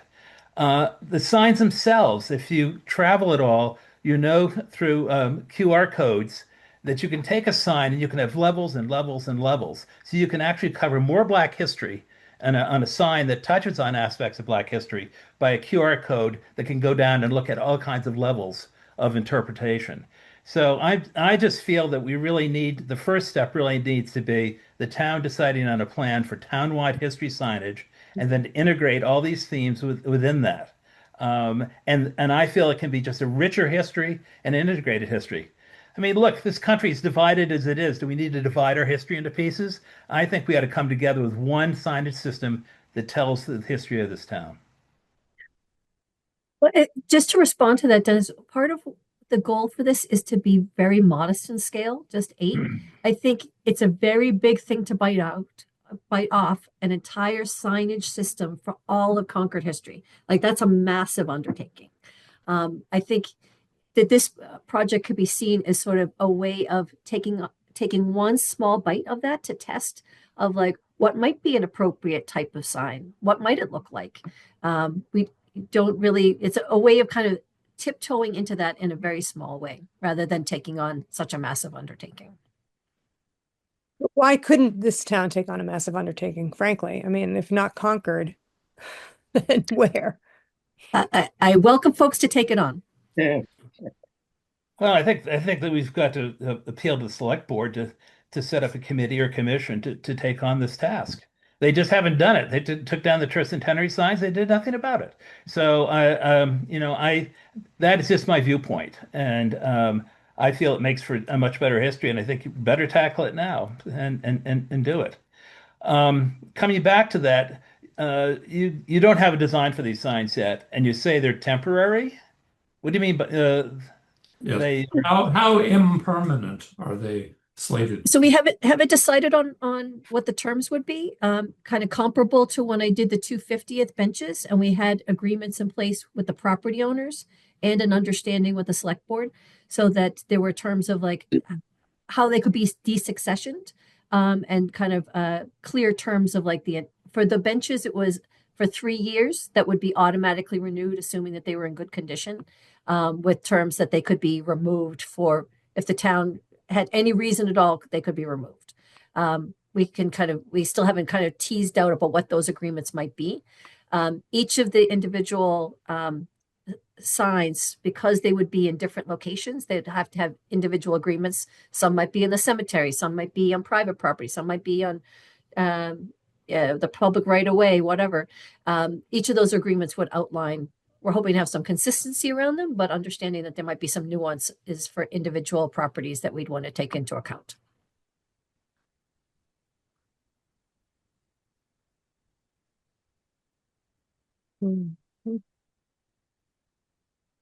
So conceptually, is there a time, you're talking three years for benches? Is this a project that you think is going to be here 50 years from now or 100 years from now? Or is it designed with a particular lifespan? Say? That's why I was asking what the definition for you is of impermanence. So this is not meant to be a permanent memorial. And this is not meant to be a permanent marker. These are functional signs that are tied in with a programmatic Black Heritage tour. It's been around for 15, 16 years so far. So that's the kind of, it's meant to be a living, going back to Kate's earlier thing, this is meant to be functional, to actually be used. So again, about the accuracy, it's sort of like we're going to be engaging with these actively. So they're not meant to be relics that just stay there as, we remember we used to do a Black Heritage Trail. No, it's meant to be programmatic and operating. So I think the question, Mimi, is are we talking 3 months, 6 months, 1 year? How long? So this grant is under the Mass Office of Travel and Tourism Destination Capital Grant. So it's meant to serve visitors that are coming to Concord. So, for $28,000, they don't want it to be a 3-month project. So we want to have some expectation that it's going to, operate for a little while. What would you be asking for? Again, we're not ready to answer that question. So experimentally enduring rather than impermanent. Sorry, could you say that again? Experimentally enduring rather than impermanent. I'll have to look up the definition for each one of those. Yeah. Okay. Sorry. And I mean, and just from perspective of the walking tour, if anyone's ever done it, it's self-guided. There's 44 sites within the community that reference Black history that you can go and look to on the self-guided tour. The point of the Black Heritage Trail, when Mimi was talking about this, several months ago, was the idea of taking, we started out with 22, sites that we thought were important. And now we're sort of saying 8 to 10 instead. And so basically we're trying to sort of, put a a temporary marker highlighting the history, on the landscape of the community, right? Because people can pass by the Bigelow House, a lot of these areas that if you weren't from Concord or you weren't visiting, if you're a tourist or you're coming in, a visitor coming in, you wouldn't know that there was this sort of important history. And so by placing those markers, you're actually identifying in the landscape where some of this history that's a little bit more hidden is represented. So, I mean, I think that's the goal, of the trail, and whether or not, it's part of a evolution in the community talking about integrating history and signage and things like that. I think that's a larger discussion, but what we're trying to do is sort of this temporary way of sort of talking about this history that's often underrepresented. No, I just think for HDC, when we hear temporary or permanent, or, I mean, those are things we have to pay attention to. I mean, so, we're not about Historic Districts Commission isn't about necessarily debating what's in the signs, but it certainly is about the shape of the signs and the placement of the signs, and and duration. no matter how worthy they are, how many signs are in one place. It's just, it doesn't make sense for us to be, spending an hour on, running, pipes outside of a building and then just say like, yeah, you can put a, dozen signs all over the place. I mean, so that's not that that's what you're asking, but that's our perspective. And so that's why we're kind of just when we hear permanent or temporary or, they're not really supposed to last or they are, or they're not supposed to, it's just, we have to pay attention to that. It's So. hard to because you're not asking for anything, so there's no response we can really give you. True. Did you have There- another I have looked at the HDC's signage guidelines, which Mhm. doesn't really provide much in terms of this particular context, Mhm. because they're really meant kind of more for the guidance. Looks like it's more geared towards business signs. Yes. There's not a really, if I then look at like the wayfinding signs, like what the National Parks is doing, I don't think that's appropriate.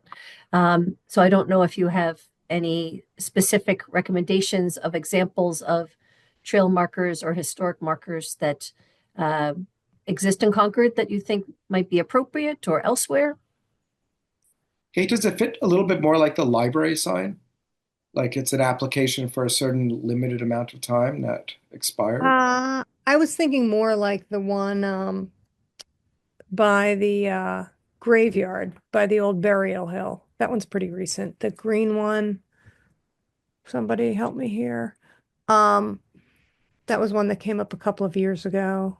I mean, the library one, I don't know, or I'm thinking more when the trustees came to us about, I want to date myself, like 7 years ago.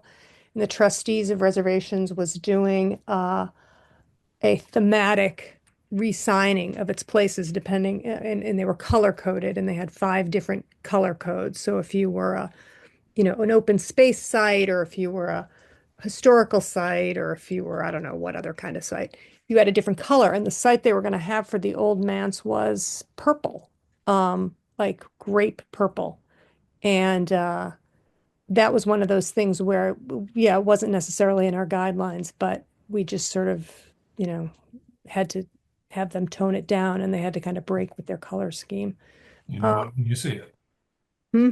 You know it when you Yeah, see it. we cited Potter Stewart. But so no, Mimi, I think that is Anne still on? And what's the one, is that relevant? The sign that's near, that's kind of some historical background. It's wood, it's green, and it's at the foot of the old burial hill. Yeah, I had tried to match that one when I was doing the Freedom Silhouette, and folks weren't kind of supportive in that context. Because So that would would have you been be okay for it in this marker context? well, no. I mean, I'm not going to commit to that or but when you're saying like that's a sign we approved, but that was for a different context than Freedom Silhouette. And these signs would be different from Freedom's Silhouette's purpose. I mean, but and their size and where they will be, that one is, kind of relatively obscured, the burial hill one. But we'll have to think of some examples and see if that would be helpful for you. Yeah. Well, I think there are 2 things going on. One is maybe you're sort of asking us backhandedly for opinions about what we would be okay with in terms of the physical component of the sign, I think. And we're, as a commission, not being confrontational about this, but just trying to go, what's the scope of this project? Are you looking at this as something for, 2 years from now, it's done and there's something else coming along? Or the reason I was asking about whether experimentally enduring, by enduring rather than saying that that enduring suggests that it's something that you're looking at longer term, and the materials for the sign and all would determine how long a particular sign would last. That's the physicality of it. The other question is conceptually, is this an experiment towards, let's start with 8 and then we want to go to 16? And I'm not putting a judgment on that one way or the other, just trying to get a sense. I think at this point, since it's a an open-ended discussion. We're trying to get a sense of what you're actually, what's in your mind about how this is actually going to look. We need to ask 6 months from now, a year from now, 2 years from now, 10 years from now. I don't. It's a discussion, not an interrogation. Right? Which we will be discussing as Yeah. we get more information, Yeah. learn more from you all. But let's see, does anyone else have any questions for Jen and Mimi? Well, thank you for coming before us, and thank you for that presentation, filling us all in, and it looks pretty interesting. And I guess we'll hear from you soon. It might be helpful. I understand about it is a little hard to kind of just open-endedly respond, which is a little bit hard for us to sort of like, all right, what materials, what colors, what kind of things, because are going to be a number of different locations that we're looking at, and we want to have some kind of consistency. If it would be all right, I'd like to be able to come back maybe to the next meeting and maybe share with you all some options to kind of get a sense so we can winnow it down a little bit. Showing some examples from other places in Concord maybe, and to kind of get a little bit more for you to be able to respond to something that helps us move forward with our design close to what you might think might be workable. Sure. Although also in this situation, can you remember, Dennis? I feel like there was something similar about 10 years ago where you would actually have a member of the commission also on your committee. So we did invite Ann's on our commission, on our advisory committee. Some advice I had gotten was to not have somebody from the HDC because in some ways you are a regulatory body. Right.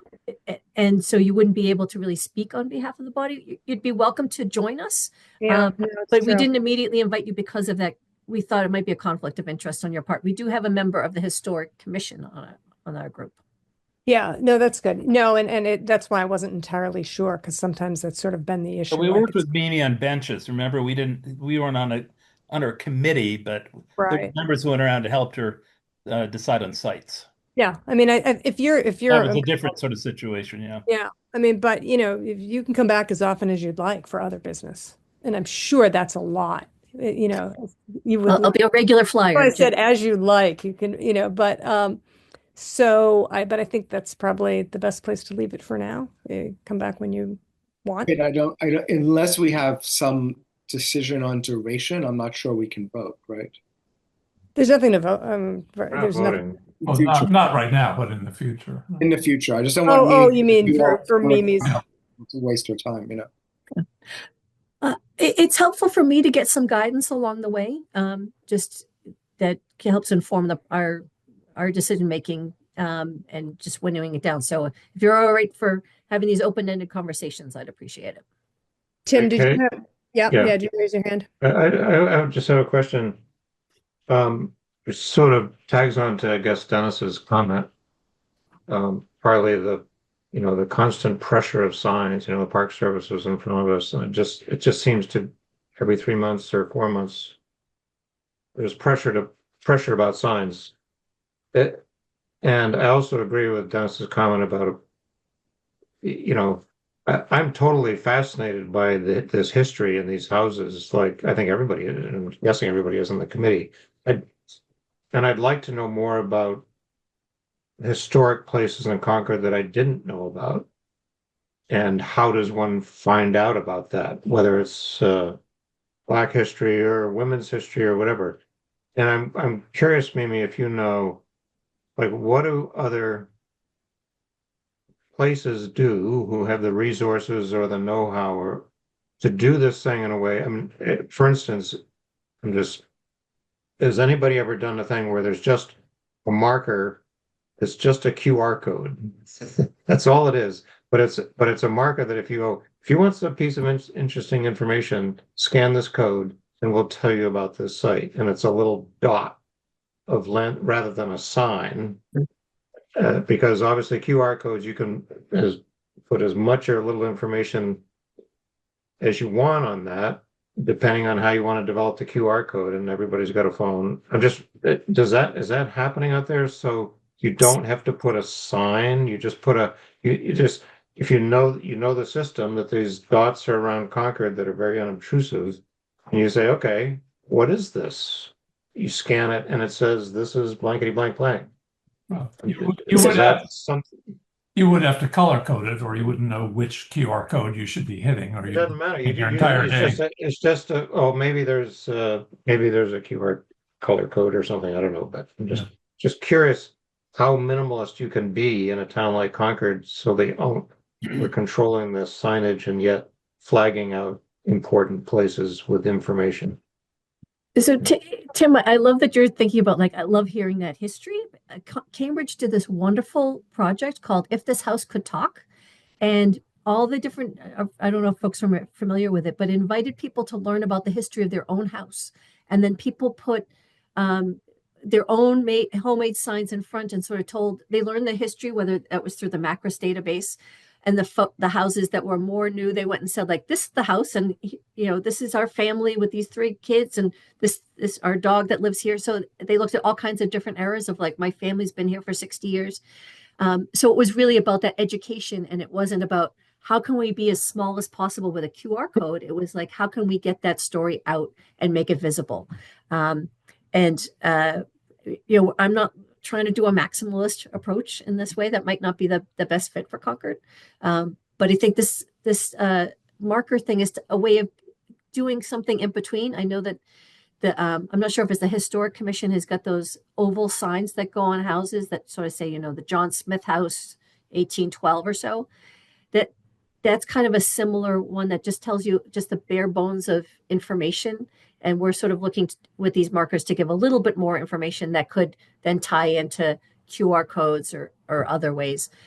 I have to go back with the advisory team. I've got some ideas of, like, some creative ways that we can do this in a very creative way. I've been sort of looking at some other examples in other communities and trying to match with kind of the right level of creativity, the right level of honoring the history. So I do understand that folks are wanting to not have a lot of visual clutter, that they're really wanting something that it adds to the landscape and in a way that is not obtrusive but also interesting. So I think we'll start honing these of how it comes down. But I feel like just a QR code just seems pretty sad to me, but I think I can get to the underlying intent there. Thank you. Yeah, new report is done. If This House Could Talk for a long time too. I don't know who came first, but it's a fun thing to do. All right, I don't want to take any more of your time, but I'll see you all next month unless there's something else you want to cover. Okay, thank you, Jen. And I saw you had a little assistant helping you, Jen, a minute ago, so thank you.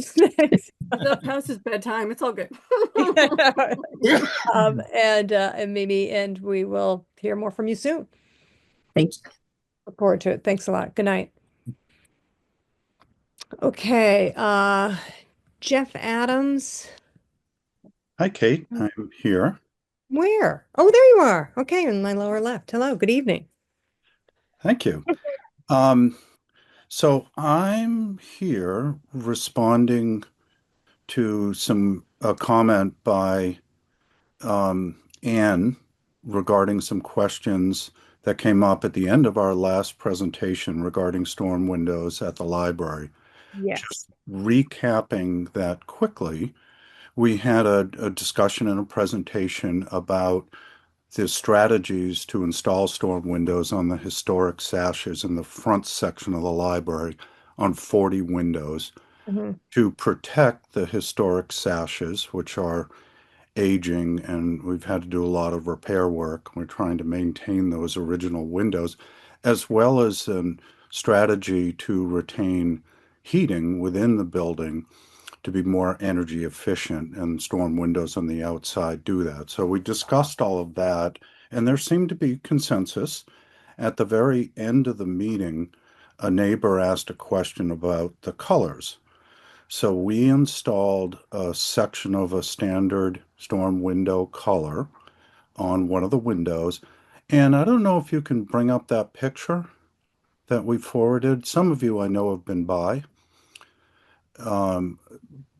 But the discussion is about is that an acceptable balance? The trim is slightly off-white, the windows are white.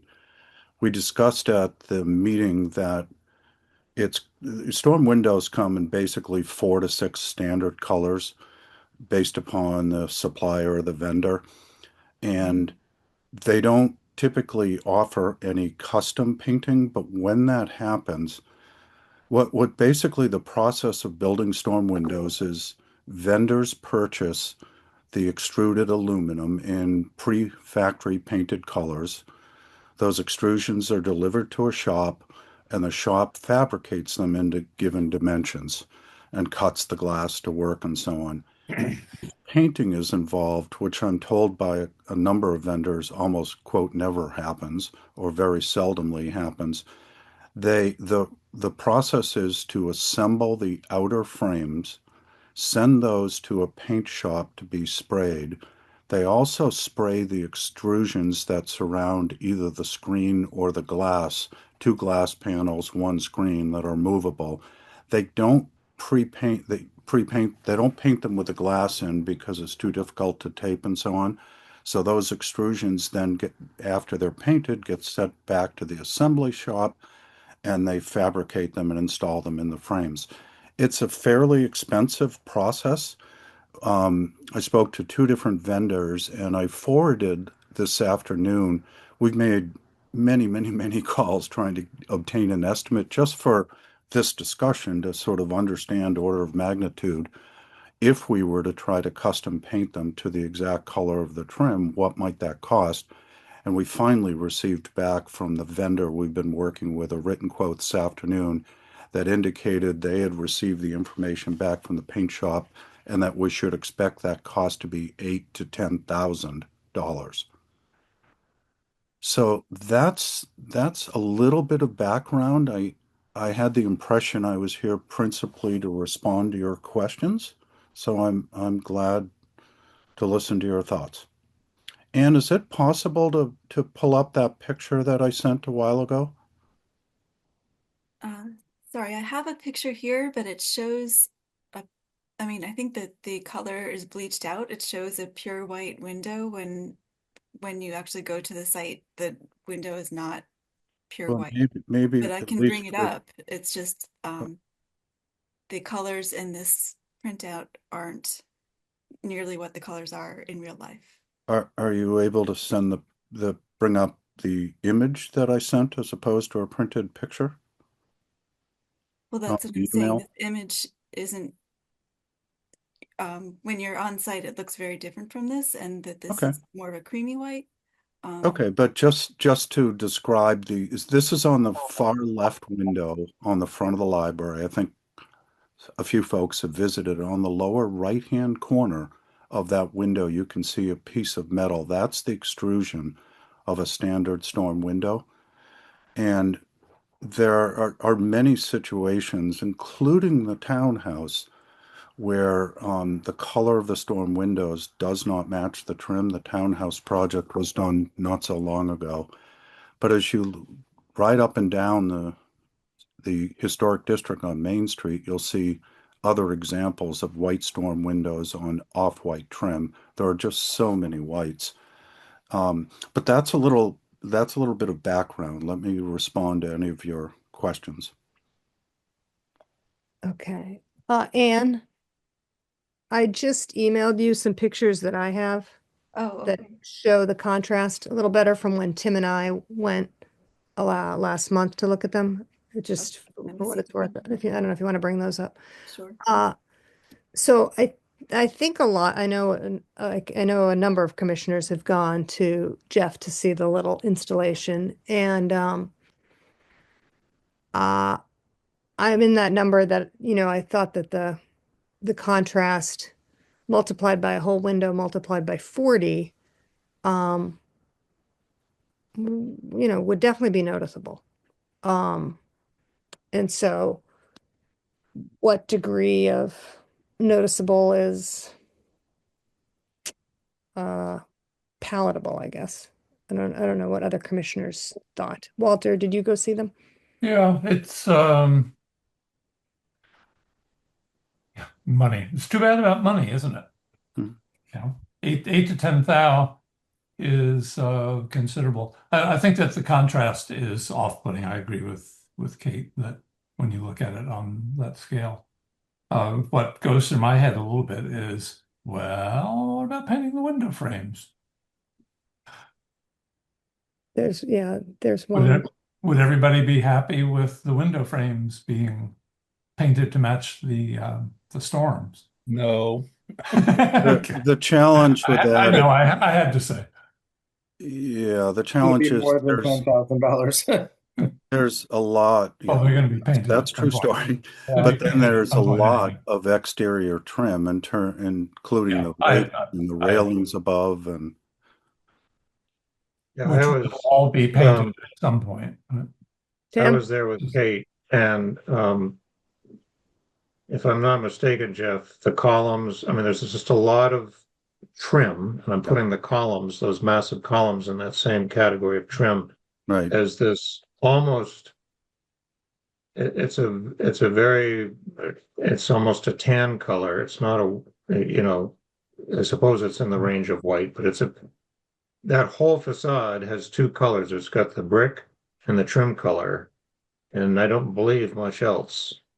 So if you and when I look at that storm window as a shiny aluminum white window, and is it a pure white? Don't know. And unless you look at a pure white, to me, it's quite a strong contrast. And I'm just coming back to the comments and discussion we had about the townhouse. If there's a facade that's prominent in Concord, that, library, Jeffersonian facade is highly prominent, beautiful, lovely, and I would be very hard to vote to not paint those frames. I think that's the requirement of putting storms on those windows. We approve the storm windows, preserving the sash, great idea. We're all for it, conserving energy. But I really personally think if there's one place where we need to have the storms match the window frames, it's that, because there's going to be a clash between the columns and the windows and all the other trim that is going to be up against this fairly bright white. We can probably speed this along. Yeah, I mean that's my impression from looking at it as well. I'm not comfortable not matching those storms to the trim. So the question here isn't, I think if we did a quick straw vote here, it wouldn't be, are we okay with the bright white of the storms? And I think the answer would be no. So the discussion really is, how do we deal with it? And I would say also we haven't really seen a clear photograph, because I also looked several times, and both the first picture we saw and Kate's pictures don't really do the difference between the cream and the white justice. They're very different colors. They don't do it injustice. Yeah. Some such. Dennis, did you have a chance to see them? Well, since I'm fairly driverless these days, I only saw them in photographs. And first of all, and secondly, I'm not supposed to be here. So I didn't take my job very seriously. That's true. So, I going by the photographs that I looked at, I didn't see a huge difference. No, But, they don't. Accurate. It doesn't do don't it. explain it. I gather. I mean, Jeff, you one- probably didn't have a chance to see them. However, you have some professional background, perhaps, to bear here. I do. That's about what I was going to say. We paint a lot of aluminum storm windows, after they're, affixed to the frame, and the frames could be painted the trim color so they blend in, and the actual glass inserts and screen insert, they could stay white. You're going to see this little, outline of white, but it takes the curse off, 90% of the curse off of the contrast. And I think it would probably take a couple of guys, for 40 windows like that, maybe 2 days to do it. So, it's $2,000 versus 8,000. So, um, but I would it's say not we gotta 100%. It's be very careful about leaving some of that white. I think if we, on this installation, if we do it, if we are asking Jeff to do it, we should do everything. It's Yeah. also how soon after would they need to be repainted? If you're looking right. at And they can, that's a if it's chunk. not done well, it'll gum up the tracks and so forth. You have to be very careful. Thanks, Jeff. That's actually helpful. And we spoke with our painter, just trying to explore as many strategies as we could. And you've hit on some of the issues that if they're painted, as you can see on other homes in the historic district, they typically do not paint the actual sashes. And that frame of the glass, as Tim pointed out, particularly at the meeting rails, is about 3/4 of an inch wide. So you're still going to get that area of white. The other issue is in this case, they would typically be painted after they're installed because you've got caulking and a bunch of other things going on. If you were to hand paint them, we have tremendous height on this building in terms of the windows and so on. So there's an exceptional amount of ladder work. If you can do that for $2,000, we're going to accept that bid from you now. But he gave me we went around and looked at all the windows, and there's no way he can do that in 2 days. So that may not be a fair comparison. Yeah. Yeah, and you'll be OSHA scaffolded probably, right? I was thinking drone technologies, but the other issue, and you may support this, is that storm windows are factory sprayed. It's a very durable finish that almost never wears out. When you start applying paint over it, hand brushing, you need to create a bond, and that's sometimes done either with a bonding agent or lightly sanding them so that the paint adheres, but it's never going to hold up the way the original factory finish will. So you incur a maintenance issue over time as well. So it's not a one-time situation taking that approach. If it's painted at a factory, it's a little more durable, repainted, because they actually take white and repaint it in a paint shop.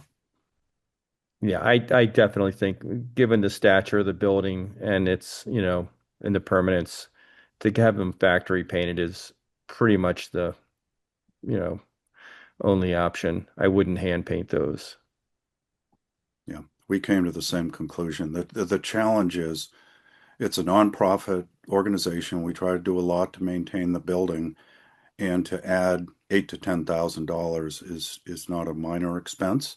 No. We want to do it right, but it's I guess as Walter mentioned, it's quite expensive to add that. I guess I'm wondering and a little curious because I recall when the storm windows were installed in the townhouse, and they absolutely don't match the trim color. And I'm wondering if the HTC has ever asked any other applicants to custom paint storm windows.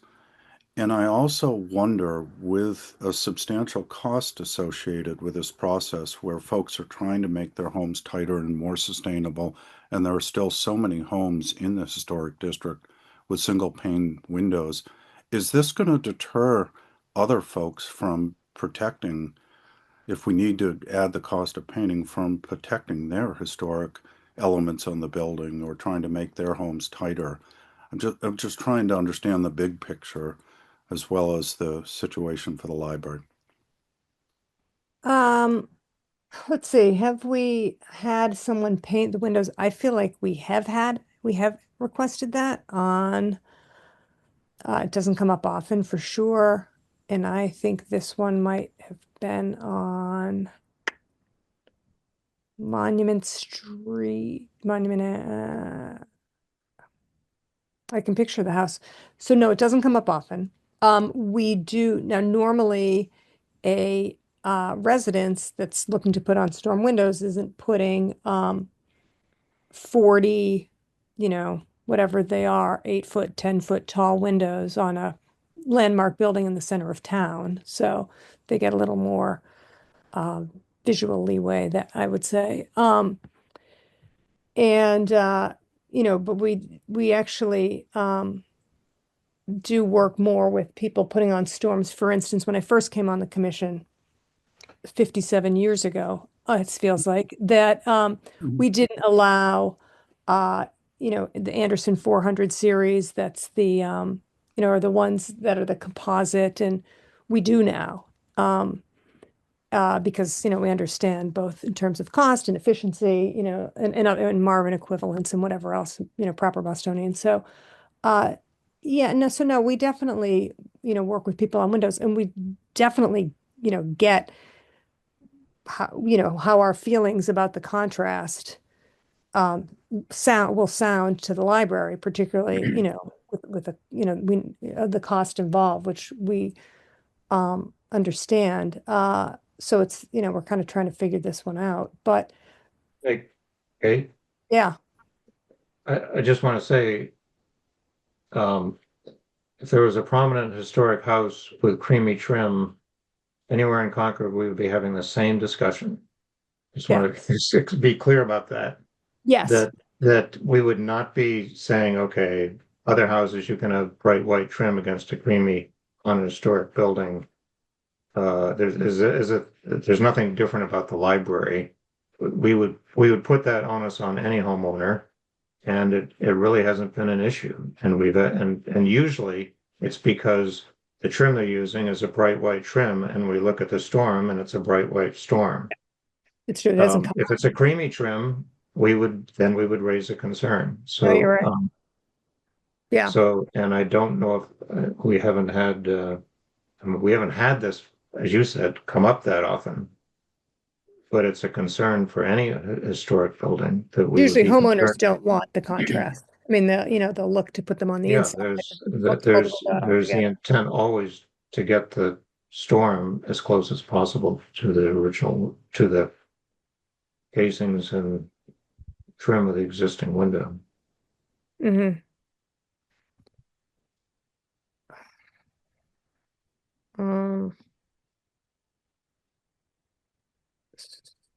So It sort of comes down to, Jeff, we understand it's a challenge to come up with the cost of pre-painting before assembly to match the windows, but I don't think that we're disposed to giving approval to not doing that. So it's, how is it funded really is the question, not will it be allowed to happen.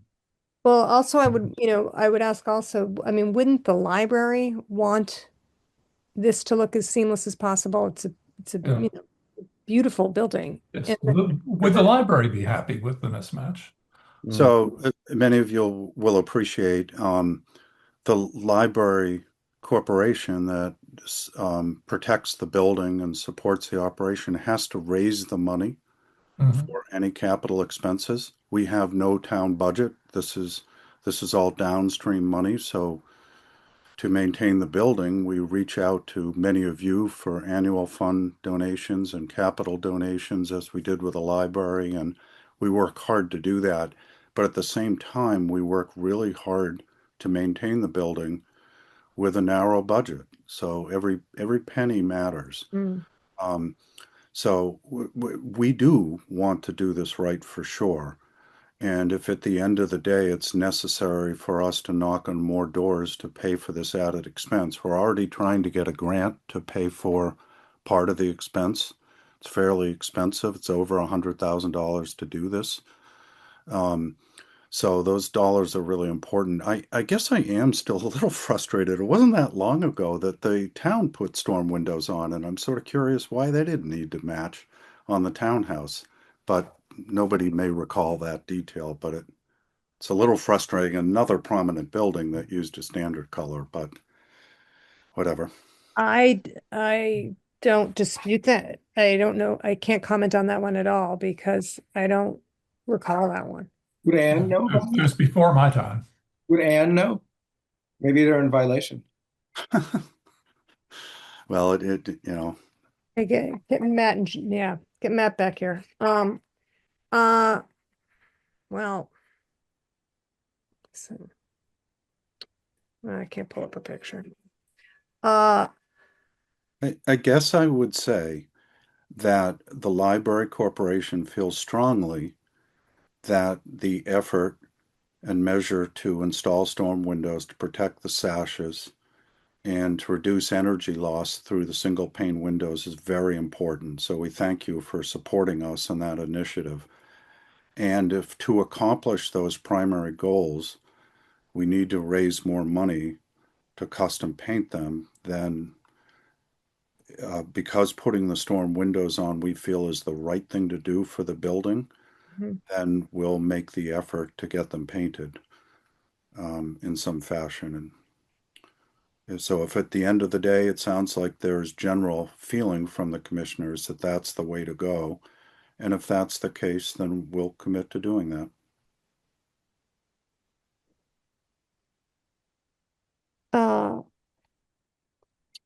I mean, I don't see any other way around it. I think in taking our charge seriously, I mean, we're cognizant of where the library is coming from, but to take our charge seriously for the library, given where it is, I can't speak to your example of the townhouse. But everyone who has looked at this separately has kind of come to the same conclusion, which is it's multiplied times 40 windows of those size, that it just wouldn't seem as keeping with the nature of the appearance of the building to go ahead with this contrast.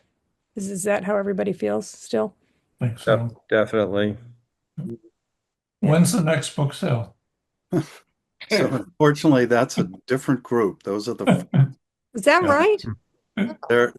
they do terrific on the book sale, but those funds go to programs. That's something different. You could put a donation box up for building funds. It is frustrating and unfortunate, I guess, as you pointed out, Walter. It is very expensive, but it's also sort of rarely done, perhaps for this reason. But there is a path to do that. So if that's the sense of the meeting and of the committee, then that's what we'll do. I think you think, Jeff, this is like, how long will these windows last? Like 50 years, probably, at least, right? Yep. I mean, is that worth it to do it right? I suppose it's an upfront cost that, we literally don't have and need to go get it. Yeah. But if you consider it over 50 years, that's well said. And the sash will, to protect the window sash, the putty won't dry out and fall out. I mean, you're going to save, thousands. Exactly. And that's one of the reasons we're doing it, because the sashes have dried out significantly, and we've reglazed in my time twice already, and you understand the cost associated with that to do it properly. Yeah. But I do think that the color definitely is important. It would detract from the building if it was sharp, bright white. Okay, so we need to vote on this? Yes, we do. Yeah, no. An administrative approval. Okay. The storms were approved, and it was left as an administrative approval, which I kind of thought was going to be Ann's situation. But regardless, this conversation's been helpful. Yeah, I think Anne felt the same way anyway. So you might have wanted it to go back to the commission, and so you sort of got them both killed two birds with one stone. So that's then that's sort of where it stands. If we So as it stands, it's still subject to administrative approval, right? So you need to match the color, and that can have administrative approval, right? So we'll move forward with that assumption then, and try to get these installed in the spring, painted to match the color. Yes. Thank you. As far as we know. Thank you, Jeff. Thanks, Jeff. Okay. Thanks, everyone. Hope Good night. you're done soon. Thanks. Almost. Concord Art next. This should be brief, because this was administrative approval, I think, right? Yeah, look at that. Robert Drew is in the house. Good evening, guys. I'll just walk you through this real quick, like the roof before. A few meetings ago. Okay. I'm sorry, Robert. Were there any comments on that last item? Well, it was other business. So, No, okay, we didn't have to ask for public. I didn't know if there was any public attending.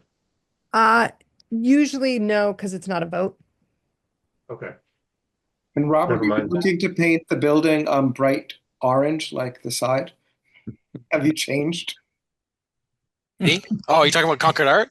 Yes. Bright orange? Oh, On the right side. No, we're looking at the palette, you know, the Your the- oh, palette. over here? Yeah, yeah. Oh, I'm sorry. Yeah, that's just as a tray for yeah, right.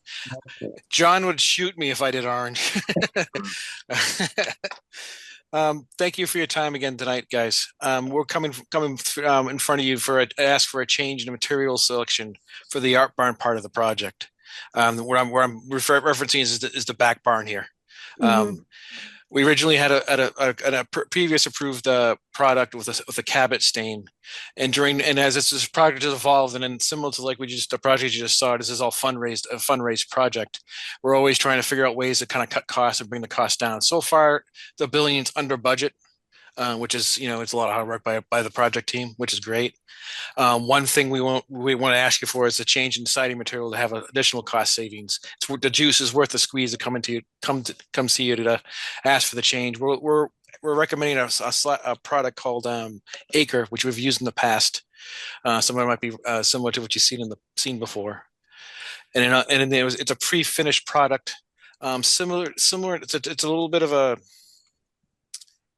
That's the color we're aiming for. This is the previous product that you approved. That's not unstained. That's not stained. Still a gray color. The idea is to read the grain through the wood, kind of like an old barn feel. Unfortunately, the Cabot stain that was you previously approved for the previous siding does not work with the Acre products. We had to go back and do a little more research, and they had a pre-finished product which was similar color, similar dark color, similar in spirit. We thought it was like, okay, something that's pre-finished, we can just put it up, and then you're off to the races is worth doing. It is a decent amount of cost, so it's a little bit of a balance of making sure we meet the aesthetic of what we wanted to do, and also try to be budget friendly, make sure every nickel counts on this project. It's sustainable. It's an Acre product. Give a little background. It's half made from rice hulls and half PVC. So it's something which we've used it more and more on other projects, and then we have some pretty good success with it. Happy to answer any questions as always, guys. Thanks for your time. I did send like a product material and photos and samples when I sent the submittal off to Ann. Okay, do we need for Ann just to explain that this is not a vote? This is an informational. Administrative approval. Ann Clifford has her hand raised. Hello. Right. Hi. Clifford. Right. I just wanted to clarify that it's really not a change in material. It's a replacement in kind. So this is really just sort of to let the whole commission know that there's a slight change in color, but that's really it.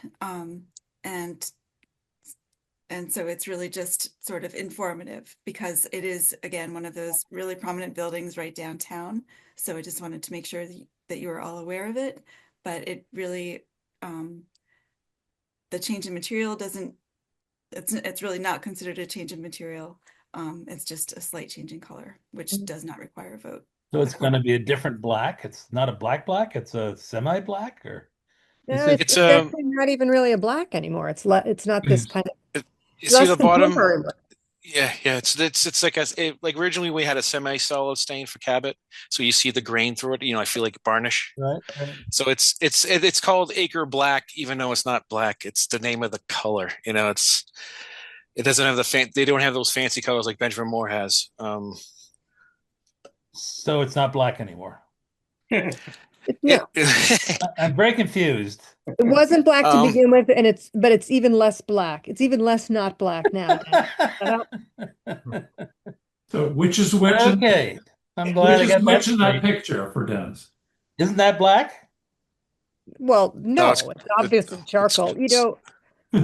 I actually had a brief job naming colors for Ralph Lauren, so I can really get granular here if you'd like me to. No, it's okay. So that's fine. That's black enough for me. That's fine. And it's not black anymore.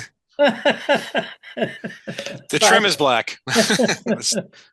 But Anne has seen these samples, but I get where she's just filling us in, as Robert is too, because if from the original package, it was also a very kind of matte looking, slightly more contemporary looking surface. And now it'll have just a little bit more organicness to it.